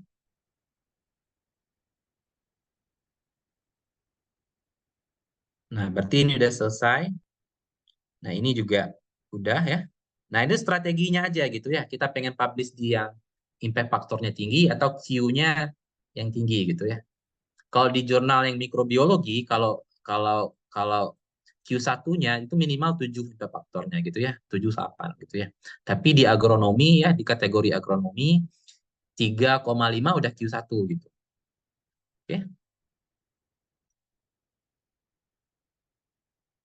Oke, ada pertanyaan di sini? Sebelum saya tunjukkan tool AI ya. Nah, ini sangat bisa dipakai gitu ya. Kenapa? Karena nulis sekarang butuh tool yang banyak gitu. Enggak kayak dulu ya. Tapi sekarang kita bisa pakai tool AI gitu, ChatGPT, Quillbot gitu ya. Iya, baik Bang Febri. Eh, saya termasuk tercerahkan juga tadi lihat Bang Febri, liatin tools untuk lihat Scopus, high indexnya. Kadang-kadang saya juga masih bingung gitu Pak, untuk menentukan ini tuh Scopus, termasuk Scopus atau tidak gitu. Tadi tercerahkan gitu ya Pak. Baik, untuk selanjutnya mungkin jika masih ada yang ingin didiskusikan, silahkan boleh langsung ditanyakan. Eh, Jika belum, mungkin bisa dilanjut Pak Febri. Oke, kita lanjut aja ya. Hmm. Ini sebenarnya karena I think di sini cuma mahasiswa 4 ya. Ini ada pertanyaan dari Michelle. Oh iya, saya bantu ya Pak. Dari Teh Michelle, izin bertanya Pak, apakah jika jurnal tujuan tidak terindeks di WOS, hanya Scopus Q2, apakah masih dapat dipertimbangkan untuk publish di jurnal tersebut? Oke, Michelle ya. It depends on what is your target gitu ya. Kalau di luar negeri orang udah nggak pakai Scopus lagi gitu ya. Nggak masalah mau Scopus Q1 ke Q2. Kadang Scopus Q1 tapi nggak terindeks di WOS gitu ya. Dan nggak ada impact faktornya. Itu banyak jurnalnya gitu ya. Kalau di luar negeri ya untuk cari kerja, postdoc atau S2, S3, orang nggak ngelihat Scopus lagi sekarang ya, unfortunately gitu ya. Tapi di Indonesia masih ya, impact naik pangkat pun di sini dosen masih Scopus yang dilihat gitu ya, nggak ngelihat WOS gitu ya. Makanya kita harus perlu berstrategi tadi saya bilang gitu ya. Untuk melamar kerja di Unpad sekarang ya, untuk jalur high quality talent itu wajib 3 paper publish di WOS gitu ya. 3 tahun terakhir sebagai penulis pertama gitu. Nah, walaupun kita publish di Scopus Q1 tapi nggak ada WOS-nya gitu, maka itu nggak termasuk ke dalam publikasi yang dinilai. Tapi kalau untuk nulisnya papernya sebagai saran untuk S2, S3 ya di Unpad masih bisa dipakai gitu ya untuk syarat lulus gitu ya. Itu tergantung gitu, tergantung ininya gitu ya. Makanya saya pengen nunjukin nanti gimana cara kita maximize data yang sedikit bisa publish di tempat yang bagus gitu ya. Dengan pakai metode-metode trik-trik nanti yang saya tunjukkan satu-satu gitu ya. Nah, itu caranya gitu ya. Oke. Oke, mungkin kita langsung aja ke AI ya. Nah, jadi kita udah pernah dengar ya ChatGPT gitu ya. Dan sekarang sih Quillbot nih paling bagus ya. Although saya nggak pernah pakai Quillbot, tapi saya tunjukin cara pakainya gitu ya. Nah, di lab kita ya, di tim grup riset saya, kita udah punya Quillbot yang kita punya Canva yang premium, Flipboard yang premium gitu ya. ChatGPT juga kita mau premium gitu ya. Kita invest a lot of money ke AI ini gitu ya untuk mempermudah mahasiswa dalam menulis gitu. Kita punya Turnitin yang premium juga ya. Ini dikasih 4 secara gratis ya, nggak masalah. Nah, sekarang ini ada tool ya AI Flipboard. Saya rasa kalian wajib tahu gitu ya. Ini bagus ya. Walaupun nanti Inggris yang diproduce dari sini nggak begitu standarnya nggak begitu tinggi, tapi still very good untuk apa? Untuk menulis gitu ya. Nah, contohnya gini ya. I'm gonna share with you gimana caranya gitu ya.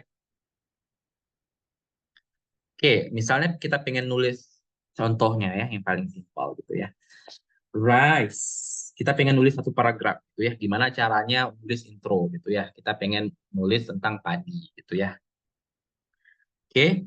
Rice is kita pengen bilang bahwa padi ini adalah makanan pokok penting gitu ya dikonsumsi di seluruh dunia gitu dan sekarang susah untuk tanam padi gitu. Kita bisa nulis gini ya. Rice is the most. Contohnya ini Inggrisnya jelek aja nggak masalah. Is the most important staple food in the world. Where about half of world population are consuming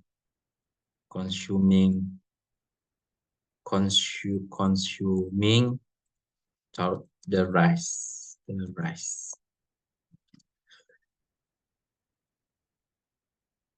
Asia itself is the region is the most important region that produce most rice. Nah, ini contohnya ya. Walaupun kalian bisa bikin lebih bagus gitu ya. Nah, basically ini bisa kita pakai untuk introduction ya. Karena ini kan umum aja gitu ya. Kecuali kalau introduction yang kayak detail ya about your study. Sometimes kan introduction kan mulai dari hal umum dulu gitu ya. Nah, sebenarnya kita bisa expand di sini gitu. Di ChatGPT contohnya ya. Please expand into a paragraph misalnya.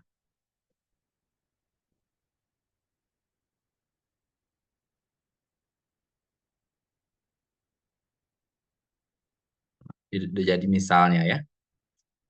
Nah, ini jelek nih sebenarnya. Kita bisa edit balik di sini. Contohnya ya, saya ngajarin gimana nulis gampang gitu ya. Actually, you can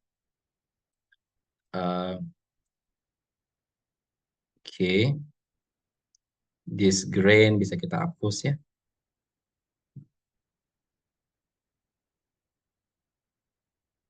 Nah, ini nggak penting. Oke, gini caranya ya. Nulis.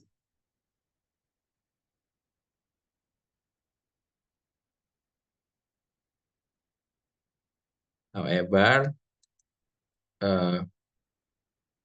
rice production today is stagnant.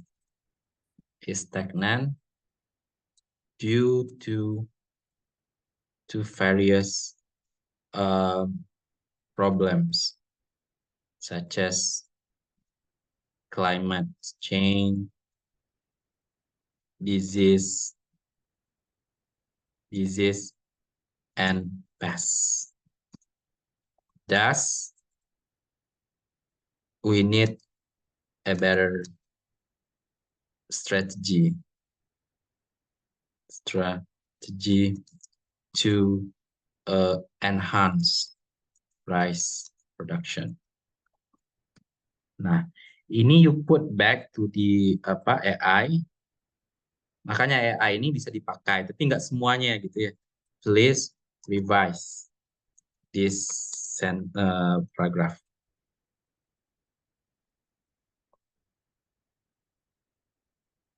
Nah, mereka bisa revise balik gitu ya. Not sure with you.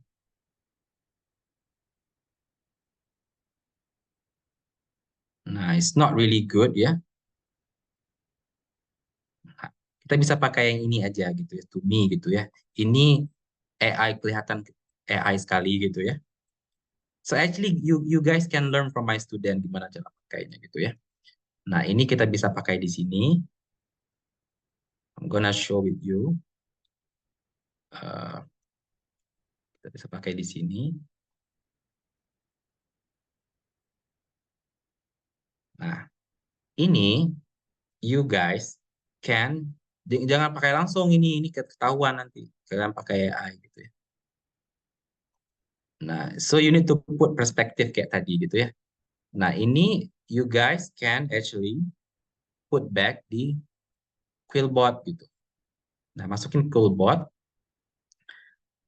Oke, dan di Quillbot ini kan ada pilihan ya. Kalau di Quillbot yang premium, you can actually choose academic gitu.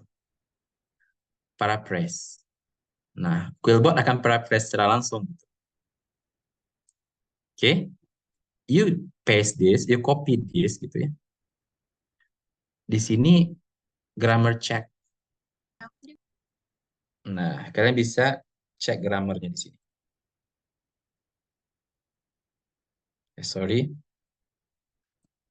Sorry ya. Nah, gitu.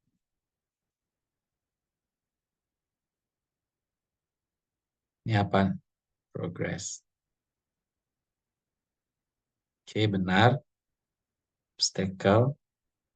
Nah, ini enhancing. Ini obstacle, practices, progress. Nah, then you put back this ke draft yang tadi. I've never used this to be honest ya. Tapi I'm gonna show you kalau pemula nggak apa-apa pakai ini gitu ya. Jadi kalimat kita expand, kita masukkan perspektif gitu. Nah, kita copy ke yang tadi. Gitu. Oke, sorry. Nah, then you guys can actually put back di sini gitu. Nah, dan kita baca lagi rise occupies, occupy nggak benar gitu ya. Place, kita ganti occupy jadi place. An important role, place, and prominent nggak cocok gitu ya. Mungkin important atau a crucial role. Crucial role as the primary staple food worldwide, providing about, around, providing, sustain bukan,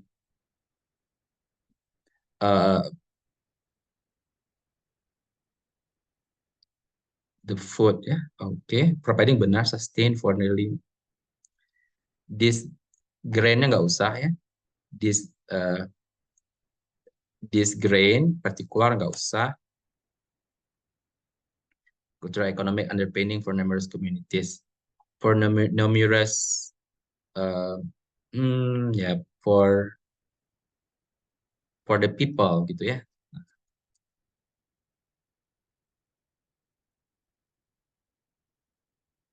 For the world population.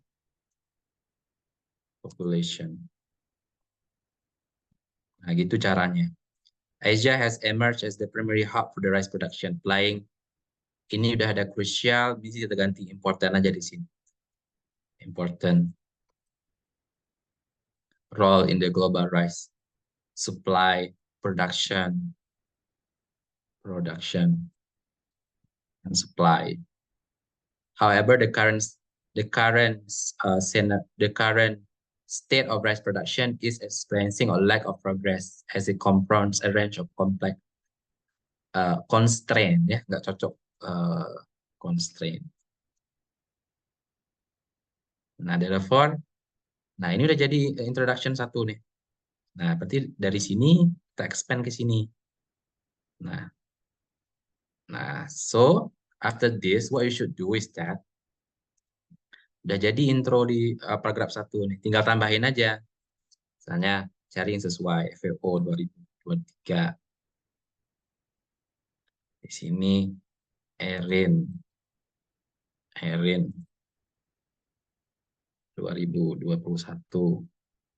Kevin et al 2023. Nah, ini tadi kuliah 2021 misalnya. Nah, ini apalagi Febri 2022. Nah, see? Walaupun saya nggak pernah pakai, tapi that's very useful gitu ya untuk penulisan jurnal gitu. Nah, ini jadi 1 paragraf. Nah, at least you guys need to learn a lot gitu ya. Karena kita nggak bisa main copy paste gitu ya. Tapi kita harus masukin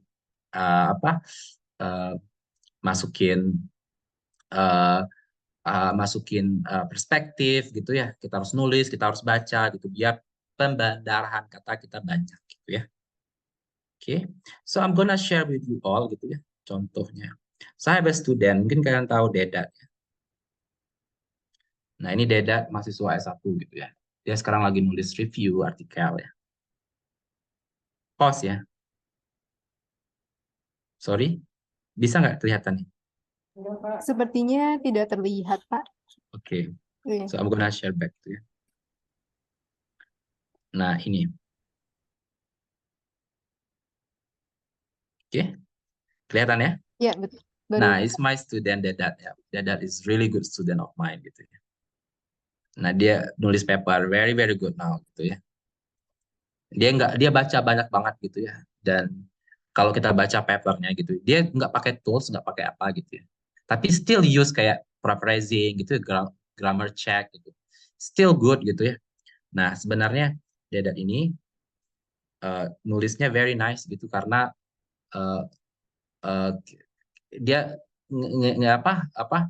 ngikutin tricks yang saya bagi tadi gitu ya, dari umum sampai ke khusus gitu ya. Dan sebelumnya juga ya kalau kalian lihat gitu ya, saya mau share lagi gitu ya. Saya akan share balik gitu ya. Nah, ini kita biasanya bikin outline dulu gitu ya. Kita bikin outline dulu gitu ya. Kalau review artikel ya, kita bikin outline dulu ya. Nah, biasanya kita meeting 2 hari gitu untuk mikirin siapa sih outline mau ditulis gitu. Nah, abstract. Tadi ada yang nanyain gimana cara bikin intro yang bagus gitu ya. Apakah bisa nggak skripsi yang kita jadikan intro? Bisa gitu. Obviously possible gitu. Tapi kita harus bikin outline kayak gini dulu gitu ya. Misal di intro kita pengen ngomongin apa gitu ya. Dedat pengen bahas tentang peran trichoderma dalam mengontrol penyakit di padi gitu. Nah, kita akan bikin abstract dulu ya. Intro. Intro ini mau masukin apa gitu ya. Kita sebutin misalnya rice is the most important staple crop. Rice production is declining due to various reasons, or one of them is disease gitu ya.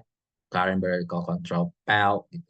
Why trichoderma ya. Kita mau highlight trichoderma. So basically kita tulis di sini dulu. And then my student itu akan expand ke dalam artikel yang gini gitu. So we keep meeting every day gitu ya. Gimana sih pengen masukin gitu ya. Segala macam gitu. Nah, seperti itu cara nulisnya gitu ya. Dan juga untuk nulis ya seperti yang saya sebutkan tadi ya. Satu statement, satu sentence gitu. Ini satu sentence. Ini satu sentence. Ini satu sentence. Ini satu sentence. Nah, ini satu sentence. Nah, gitu cara nulis intro yang bagus gitu ya. Oke, I'm gonna share you again gitu ya.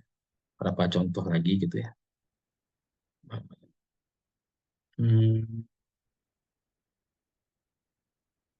Wait. Nah, ini juga student of mine tulis ya. Nah, ini cara nulisnya. Bahkan satu satu statement, satu sentence, dan itu banyak references-nya gitu. Like how we write good paper gitu ya. Oke. Um, obviously we have to learn and read a lot gitu ya. Nah, ini gambar yang kita produce gitu ya. Nah, ini mau saya ajarin juga nanti gitu ya, tapi nanti after this gitu ya, kalau kita udah selesai bahas tools ini. Nah, ada pertanyaan nggak mau pakai tools yang ini gitu ya? Ini contohnya aja tadi gitu ya. I mean, you still need to have kayak discussion perspektif kalau masukkan ke dalam paragraf-paragraf ini, kalimat-kalimat ini gitu ya. Ada yang mau ditanyain tentang pakai tools ini? Nanti kalian harus cek loh pakai Turnitin ya, karena kita nggak mau ini kedetek sebagai plagiarism gitu ya. Dan kalian nggak bisa copy paste bahan orang lain gitu ya. Tools ini kita pakai untuk meningkatkan performa kita gitu ya. Kita pikirkan sendiri mau nulis apa, kita coba tulis dulu gitu ya, kayak saya tunjukkan tadi gitu. Lalu setelah tulis, kita bisa expand pakai tools, kita edit, masukin perspektif lagi gitu. Lalu kita paraphrase, kita cek ininya, grammarnya, ada yang error nggak gitu. Oke? Ada pertanyaan nggak? Kalau mahasiswa Unpad sih, you can always be able to see me gitu ya, untuk nanya gimana cara nulis gitu ya. Oke, ada pertanyaan?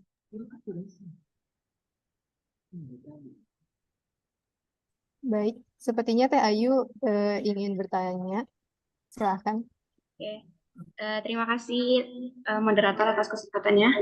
Selamat siang Pak Febri. Yap. Kenalkan, nama saya Ayu, merupakan salah satu mahasiswa biologi juga, biologi Unpad. Nah, saya ingin bertanya Pak terkait dengan tools ChatGPT ya. Tadi kalau nggak salah Bapak bilang bahwasannya ada kalimat yang terlalu AI sekali gitu. Nah, bagaimana kita bisa menilai bahwa kalimat itu terlalu AI gitu Pak, sehingga kita memilih kalimat yang seharusnya dipakai seperti itu. Mungkin pertanyaannya. Terima kasih Bapak. Ya, Ayu BP berapa ya? Tahun masuk berapa ya? S2 Biologi 4, Pak. Saat ini S2. sedang semester 2. Kebetulan juga Ayu sedang menyusun review, Pak. Oke. Nah, mungkin Ayu bisa ketemu saya langsung gitu ya, since ada di Unpad gitu ya. Nah, jadi gini Ayu ya, kalau Ayu sebenarnya kan baca banyak paper gitu ya, untuk nulis review, benar nggak? Ya, for sure you will read a lot gitu ya. Jadi you can actually differentiate gitu. Kalau ini AI, ini enggak, benar nggak? Kalau Ayu udah baca paper beneran gitu, udah 100 paper yang Ayu baca, lalu Ayu coba minta AI untuk nulis the same thing, you will be able to detect gitu. Benar nggak? Nah, itu sebenarnya lebih ke feelings dan lebih ke experience gitu ya. Kalau kita banyak baca, kita banyak belajar, kita akan tahu ini AI. I can smell from far gitu ya. Far away I can smell. Oh, ini AI. I understand that ini AI gitu ya. So my students nggak rely on AI 100% gitu ya. Mereka nggak rely on AI gitu ya. So that's why kayak sorry, kayak my student tadi Deda ya, dia nggak pakai AI, dia pakai AI untuk improve aja gitu ya. Tapi dia baca sebenarnya jurnal apa gitu yang pengen ditargetkan dan banyak baca gitu. Jadi bahasanya itu betul-betul bahasa yang dipakai di bidangnya gitu ya. Kalau Ayu pengen nulis review tentang apa? Mengenai metabolomik sekunder dari Rami, Pak. Nah, metabolik sekunder dari Rami gitu. Nah, kalau kamu baca paper tentang metabolik sekunder gitu, ada term-term yang dipakai di metabolomics, dunia metabolomics, yang nggak ada di AI. Okay. Contohnya ya, kalau Ayu pakai AI, dia akan nulis sickness, plant sickness. Plants nggak ada sickness loh, because plants do not feel sick. We are feeling sick ya, karena kita punya feeling gitu ya. Oh sakit gitu. Plants does not feel sick gitu ya. Makanya kalau kamu pakai AI akan pakai sickness, yang something nggak relevan, yang nggak dipakai di your field gitu ya. So my students basically read a lot. Jadi nggak pakai yang bahasa yang AI tadi. You can understand, right? So like data, ya, you read write a lot good points gitu di papernya gitu ya. AI dipakai kapan? Paraphrasing. Something yang kita pengen expand tapi stuck, kita bisa pakai ChatGPT untuk expand gitu. But you have to put your own perspective into it gitu. Jangan copy paste dari ChatGPT itu dulu ke paper, masukin ke separate ini word. Nah, kamu cek nih, ini AI ini gitu. Kayak you just put AI, nanti plant disease jadi plant sickness. Obviously kamu akan kena dash rejection dari editor kalau gitu. Ini AI ini gitu. AI is not told that you can use for cheating. You cannot cheat. AI, you can use AI for improving your writing performance. Inggrisnya nggak bagus nih, nggak yakin ini bagus grammarnya. Udah pakai Quillbot untuk cek grammatical error. Ada nih paragraf kalimat yang kita tinggal expand dikit. Dan minta ChatGPT expand. Kamu edit lagi, masukin perspektif dari Ayu gitu. Gitu Ayu. You cannot use the AI gitu because people can detect gitu. Nah, ini dari AI. Ini kan I'm gonna show you gitu ya. Nah, ini AI. Ini jelas sekali ini. Kalau manusia nggak nulis beyond, being. Kalau AI nulis gitu. Tapi kita bisa ambil dikit, misalnya ini stagnation, graphling, ini nggak ada di dunia plants gitu. Kita bisa ganti sama kata lain gitu ya.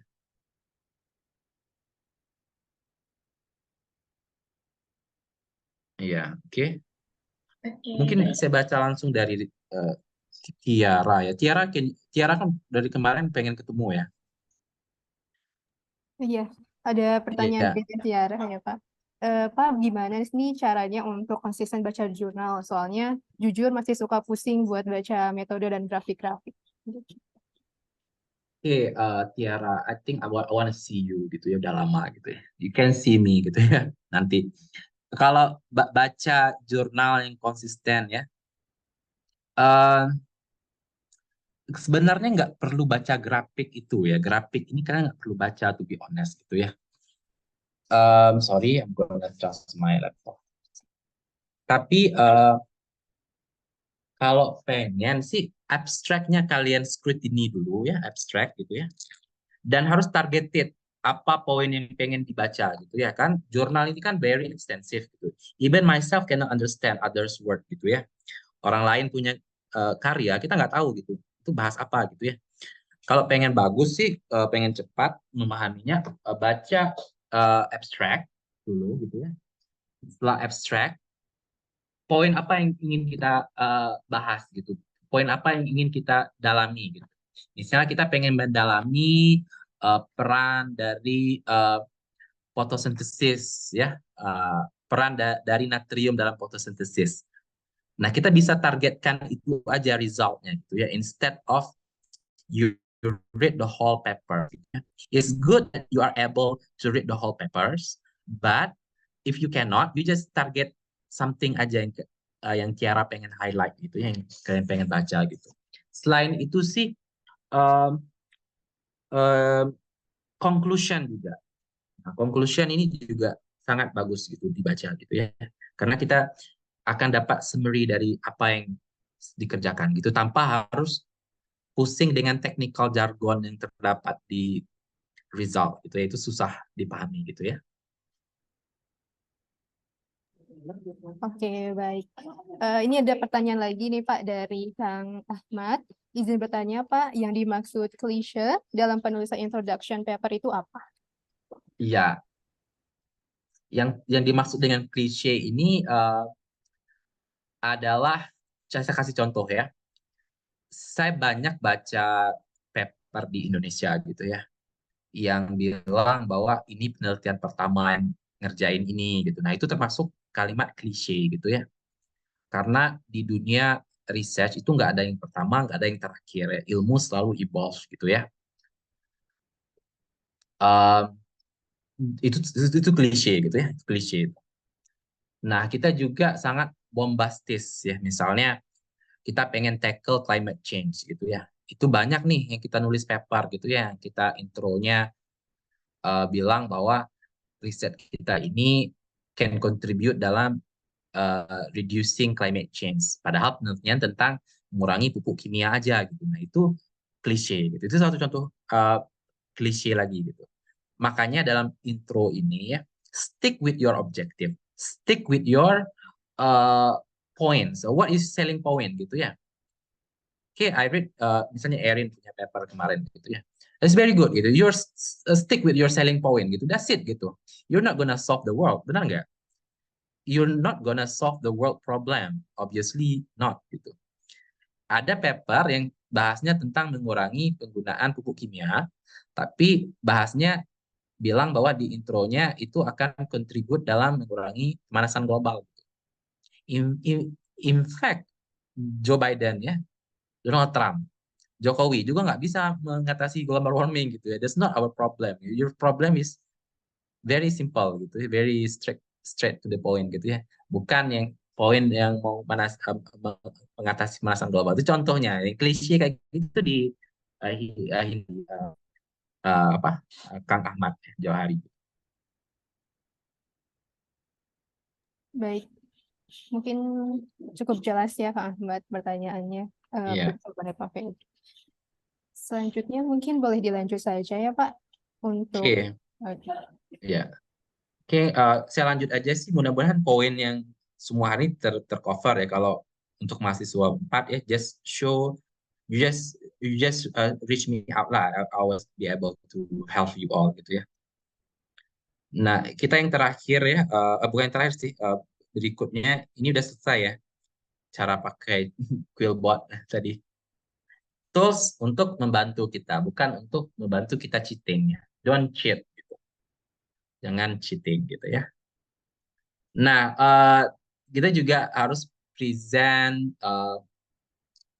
graph gitu ya, dan juga table graph, table, figur ya, ilustrasi gitu ya.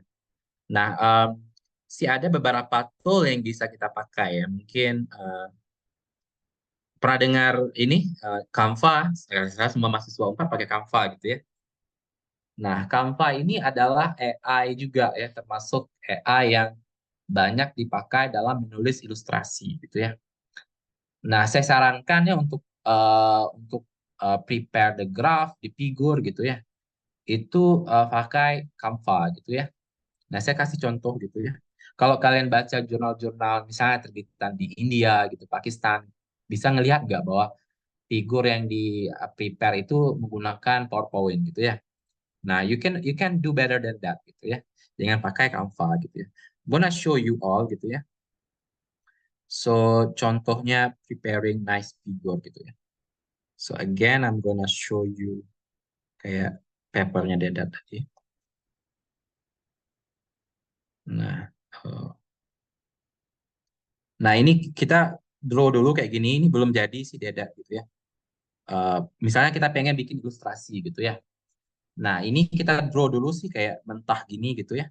Kita draw dulu mentah gini gitu ya. Tapi ini akan kita transform menjadi gambar yang bagus pakai drawing tools, baik itu Canva atau yang others ya, editing tool gitu yang kayak Photoshop gitu ya. Nah, ini contoh Dedak udah prepare, tapi ini masih raw ya, kita nggak pakai ini nanti. Nah, instead yang kayak udah jadi gitu ya, I'm gonna show with you all gitu ya. Wait, I'm gonna show contoh yang udah jadi pakai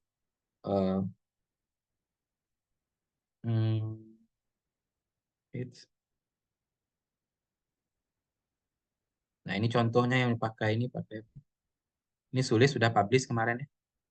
Tapi kita pakai Canva ya. Nah, misalnya nih, sebelum masuk ke Canva ya, ini Canva. Nah, kita pakai Canva. Nah, yang kayak tadi kita akan transform kayak gini. Nah, eh, please bagi yang muda-muda ya belajar cara pakai Canva gitu ya. Pakai drawing tool untuk bikin gambar gitu ya. Nah, ini contohnya pakai Canva gitu ya. It's not as difficult as you might be thinking. It's not that difficult ya. You can always learn ya. Nah, ini sulis ya. Kemarin pakai Canva. Eh, nah, ini juga kita pakai bikin apa scale-nya, gimana cara produce trichoderma dari bahan alam gitu ya, yang kita isolasi gitu jadi produk. Nah, gini bikin Canva. Nah, juga yang kayak gini. Ini simple method for producing trichoderma, small scale method gitu ya. I'm gonna show you yang udah publish gitu. Nah, ini yang udah publish gitu ya. Ini hasilnya gitu, publish very good paper ya di book chapter di Springer kemarin. Beberapa minggu yang lalu sih, belum sampai 2 bulan. Nah, ini kita pakai gambar yang udah ready ya. Kemarin saya ambil gambar gitu ya. Nah, ini juga mahasiswa sekarang ini sebenarnya kalian udah difasilitasi ya. Ambil gambar itu harus proper gitu ya. Ini gambar yang saya ambil waktu S3 dulu gitu ya. Nah, harus punya latar belakang hitam gitu ya. Harus jelas konteksnya apa, harus pakai kamera yang bagus gitu ya. Ada sih mahasiswa datanya bagus, tapi waktu ngambil gambar kelihatan tangannya gitu ya. Nah, itu nggak bagus gitu. Nah, you need to be professional gitu untuk ambil gambar gitu ya. Untuk publish di jurnal top tiers, Q1, Q2 harus gambarnya bagus. Gitu. Oke. Nah, itu contoh gambar ya. Nah, kalau kita pengen gambar orang lain untuk dimasukkan ke paper kita bisa. Oke, subjected to permission. Kita harus minta permisi dulu. Tapi kalau open access nggak perlu. Oke.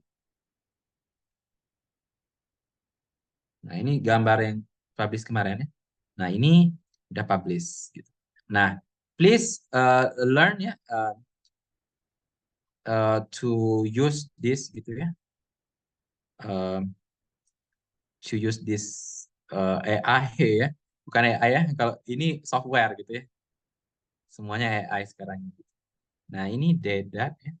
Ini sulis juga barusan nulis. Ini masih still raw gitu ya. We're still gonna improve this gitu.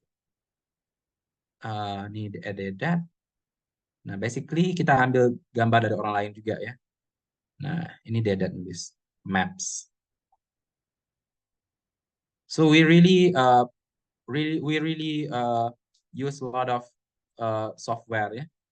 Nah, ini gambarnya. Please use prepare your gambar nicely gitu ya. Oke. Gimana caranya gitu? Mungkin saya nggak akan jelasin di sini cara pakai Canva ya. You can always learn from YouTube gitu ya. Dan bagi yang pengen belajar gitu ya, Tiara Ariska gitu ya. Maybe you can see me next week gitu ya di lab gitu ya. Nanti I'm gonna introduce you to my students gitu yang banyak belajar. Mereka sih my students yang pakai gitu. I always ask them untuk nge-draw gambar gitu, bikin gambar gitu. Dan bagi yang pengen belajar gitu ya, we always welcome bagi yang pengen join grup kita ya, grup writing paper gitu ya. Untuk sharing sih kita nggak bilang kita mau ngajarin siapa-siapa ya, kita always welcome untuk join sharing diskusi gitu ya, pakai tools baru gitu, apa gitu ya. Oke, Tiara, please come to see me gitu ya. Jadwalnya nggak ada sih, kita Senin sampai Jumat ada di lab ya. Kebetulan sekarang kita ada mahasiswa internship dari Belanda di lab gitu ya, di D6. Silakan datang gitu ya. Setiap Senin sampai Jumat sih, pagi sampai sore. Ya. Mungkin Senin besok ya, you can come to see me gitu ya, pagi atau sore gitu ya. Oke. Maybe oh ya, kita mau ngelihat gimana cara prepare the figure juga gitu ya, graph gitu, table gitu ya, I'm gonna show you gitu. Uh, okay, wait.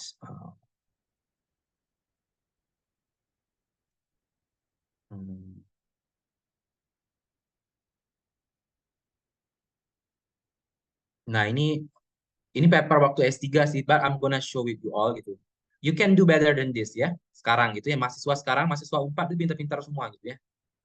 I'm really impressed sama mahasiswa Unpad yang kayak Erin, pintar banget gitu. Dan yang lain-lain tuh, they are very smart gitu ya.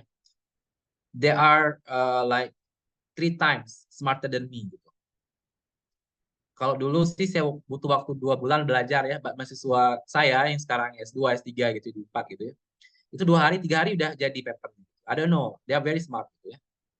So please always kayak passionate gitu ya. Tulis, bikin graf, bikin figur, bikin apapun yang lebih bagus ya dari saya gitu ya. Saya ajarin mereka nulis graf, nulis table, lalu mereka improve jadi lebih baik gitu ya. Ini contohnya gitu ya.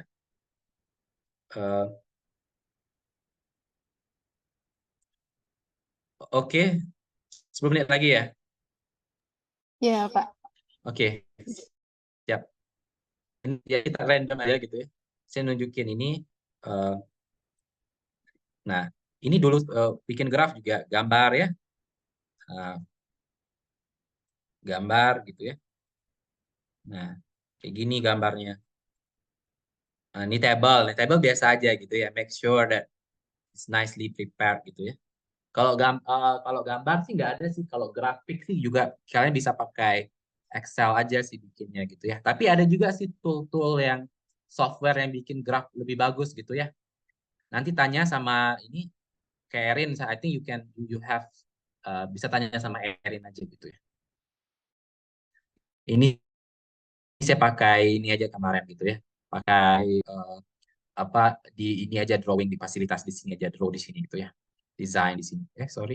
Ya, insert share ini aja chart gitu. Nah, nanti belajar aja sama apa you can read lah gitu sebagai mahasiswa baru gitu you have a press mind gitu ya. Kalau ini sih karena materinya saya pengen nyampain semuanya gitu sih.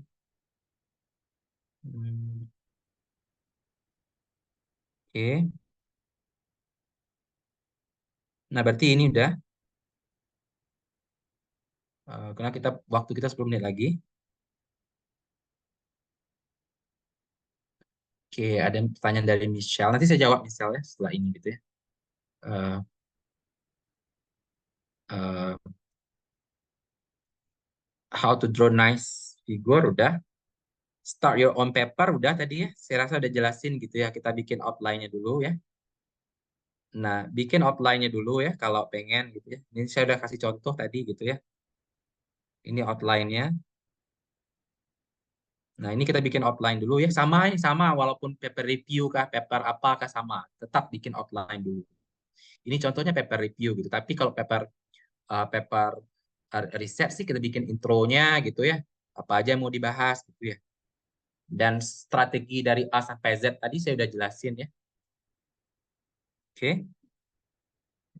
Nah, copy letter ini penting nih.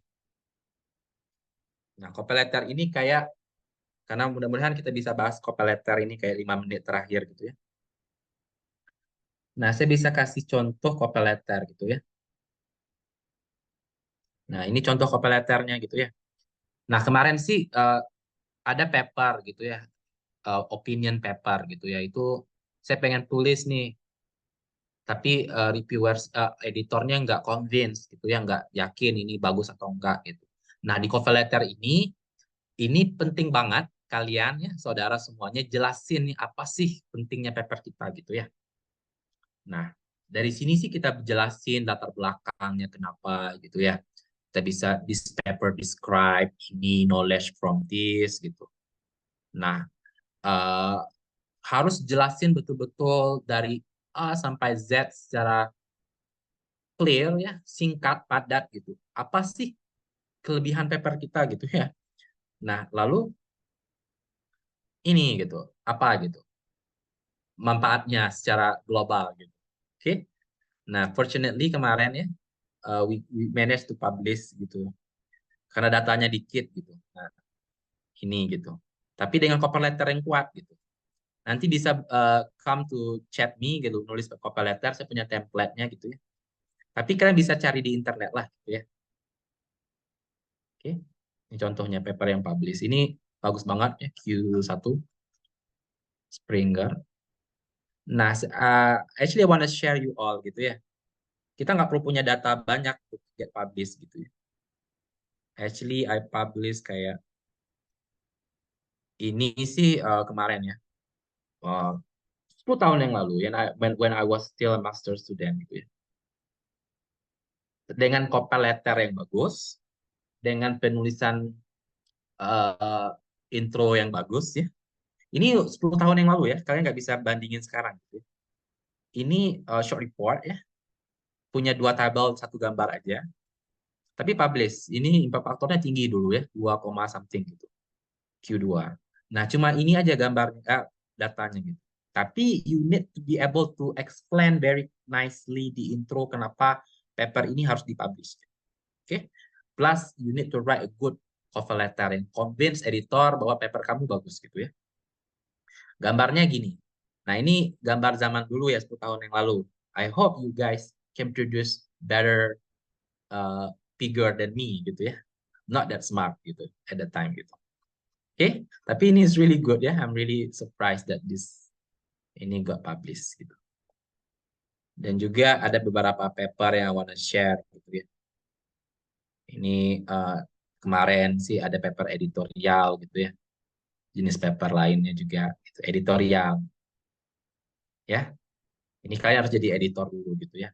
Selain itu ada paper opinion. I publish opinion paper gitu ya. Opinion paper. Ini juga very short paper gitu ya. Datanya dikit.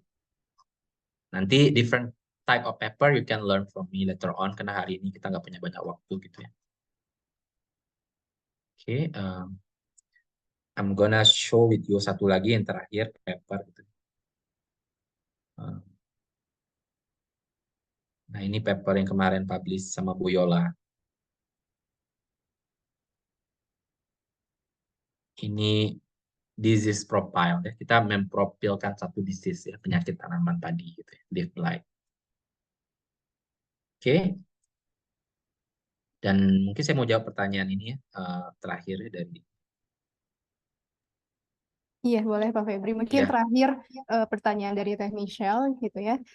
Punten Bapak izin bertanya, kalau untuk paper yang tidak open access dan kita ingin menggunakan gambar dari paper orang lain, cara meminta izinnya itu seperti apa? Oke, very easy Michelle ya. Kan di papernya itu kan ada corresponding author ya. Nah, aja corresponding author-nya jelasin nih bahwa Michelle, I want to draw, I want to write a paper gitu ya. I want to use your figure for my illustration gitu. It is possible to use it gitu. Nanti dia bilang yes, you can use it. Nah, simpan email tersebut. Itu udah bisa dipakai. Jadi di keterangan gambarnya, gambar misalnya 1A. From Erin. Nah, gitu caranya. It's very easy. Tapi I can advise you ya, kalau gambar yang dari jurnal open access ada, mending open access aja gitu ya, to make it easier gitu ya. To make it easier gitu ya, to draw gitu ya. Karena sometimes juga authors itu kan very busy ya, they cannot reply your email gitu ya. Tapi most of the time ya, I don't have a problem untuk ini ya, untuk dapetin permisi gitu ya, izin gitu ya.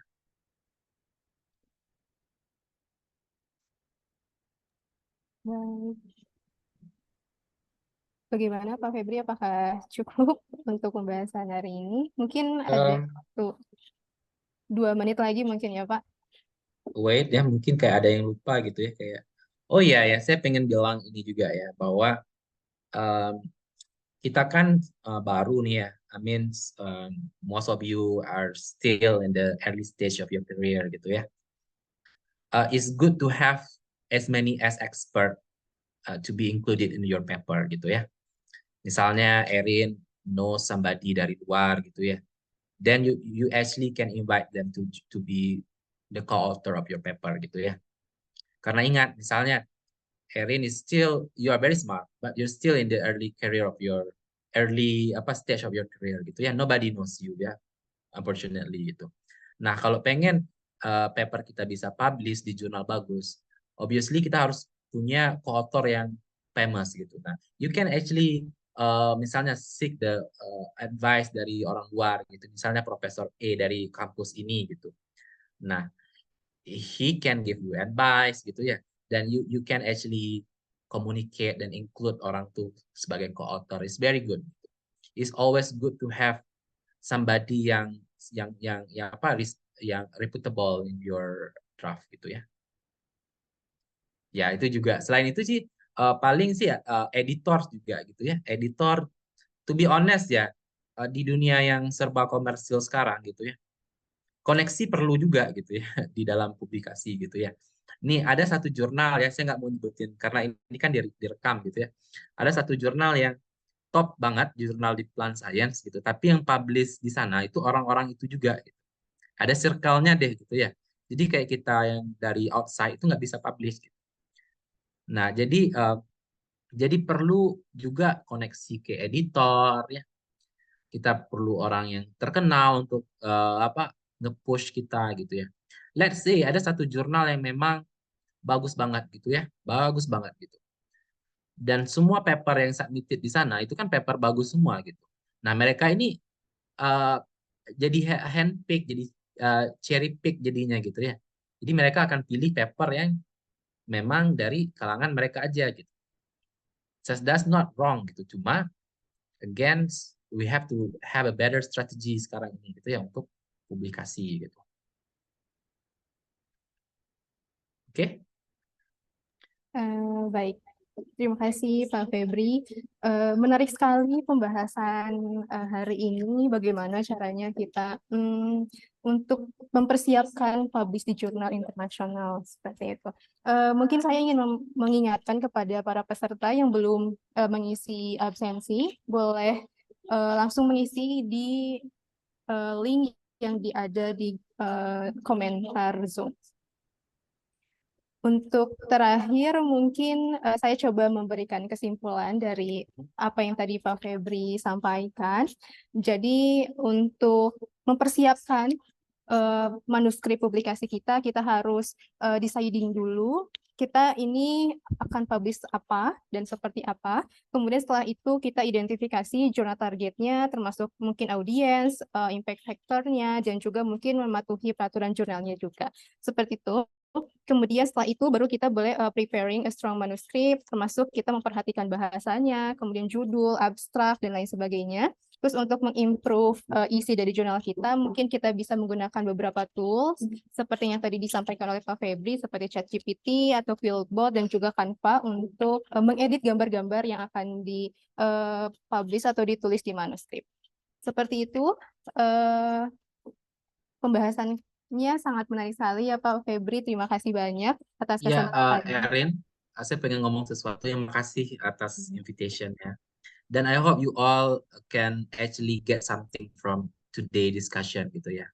Maybe not much, but actually you can hopefully lah boleh sikit-sikit learning gitu ya from me gitu ya. Dan if you have a question gitu ya, especially yang dari Unpad, yang dari luar juga gitu, you can always come to see me gitu every day di Unpad gitu ya, di D6. Ya, menarik sekali. Dan juga mungkin untuk para peserta yang masih penasaran untuk belajar bagaimana menulis manuskrip, nanti di pelatihan ini bakal ada seri selanjutnya gitu ya, workshop selanjutnya untuk penulisan jurnal hingga publish. Nanti panitia atau bisa menghubungi panitia, nanti panitia akan men-share informasinya melalui WhatsApp grup peserta seperti itu. Terima kasih mungkin dari saya. Pamit undur diri. Wassalamualaikum warahmatullahi wabarakatuh. Saya kembalikan kepada MC. Waalaikumsalam. Terima kasih pada moderator kita, Erin, dan juga Pak Teri, Bapak Febri Doni. Untuk selanjutnya kita akan ada sesi penyerahan sertifikat kepada narasumber, itu kepada Bapak Febri Doni secara simbolis mungkin karena kita melalui webinar.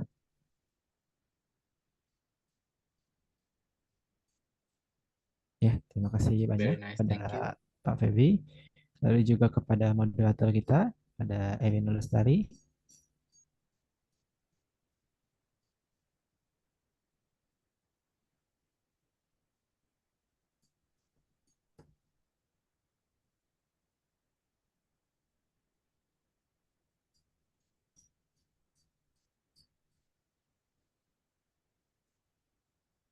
Ya, terima kasih kepada Erin Lestari sebagai moderator dalam acara latihan penulisan manuskrip nasional pada kali ini. Lalu kalau begitu, jika sudah tidak ada lagi, maka dengan ini latihan penulisan manuskrip internasional secara formal saya tutup. Namun sebelum itu mungkin kita bisa foto bersama ya untuk sesi ini. Mungkin semuanya yang bisa on cam harap melakukan apa menyalakan kameranya.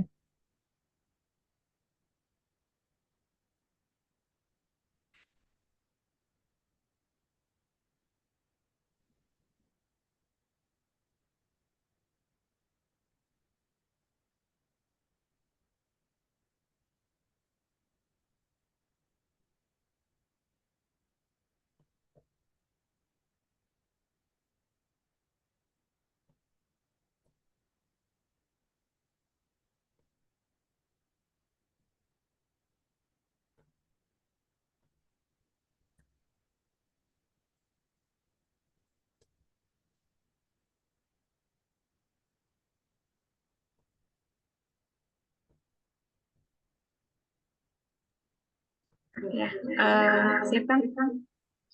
1, 2, 3. Mungkin cukup. Silakan Kak Kevin.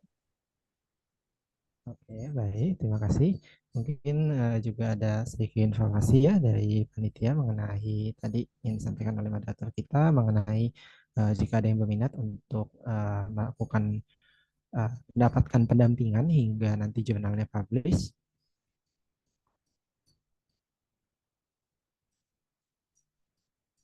Pada Pak Abdul Rahmat untuk waktu dan tempat kami silakan.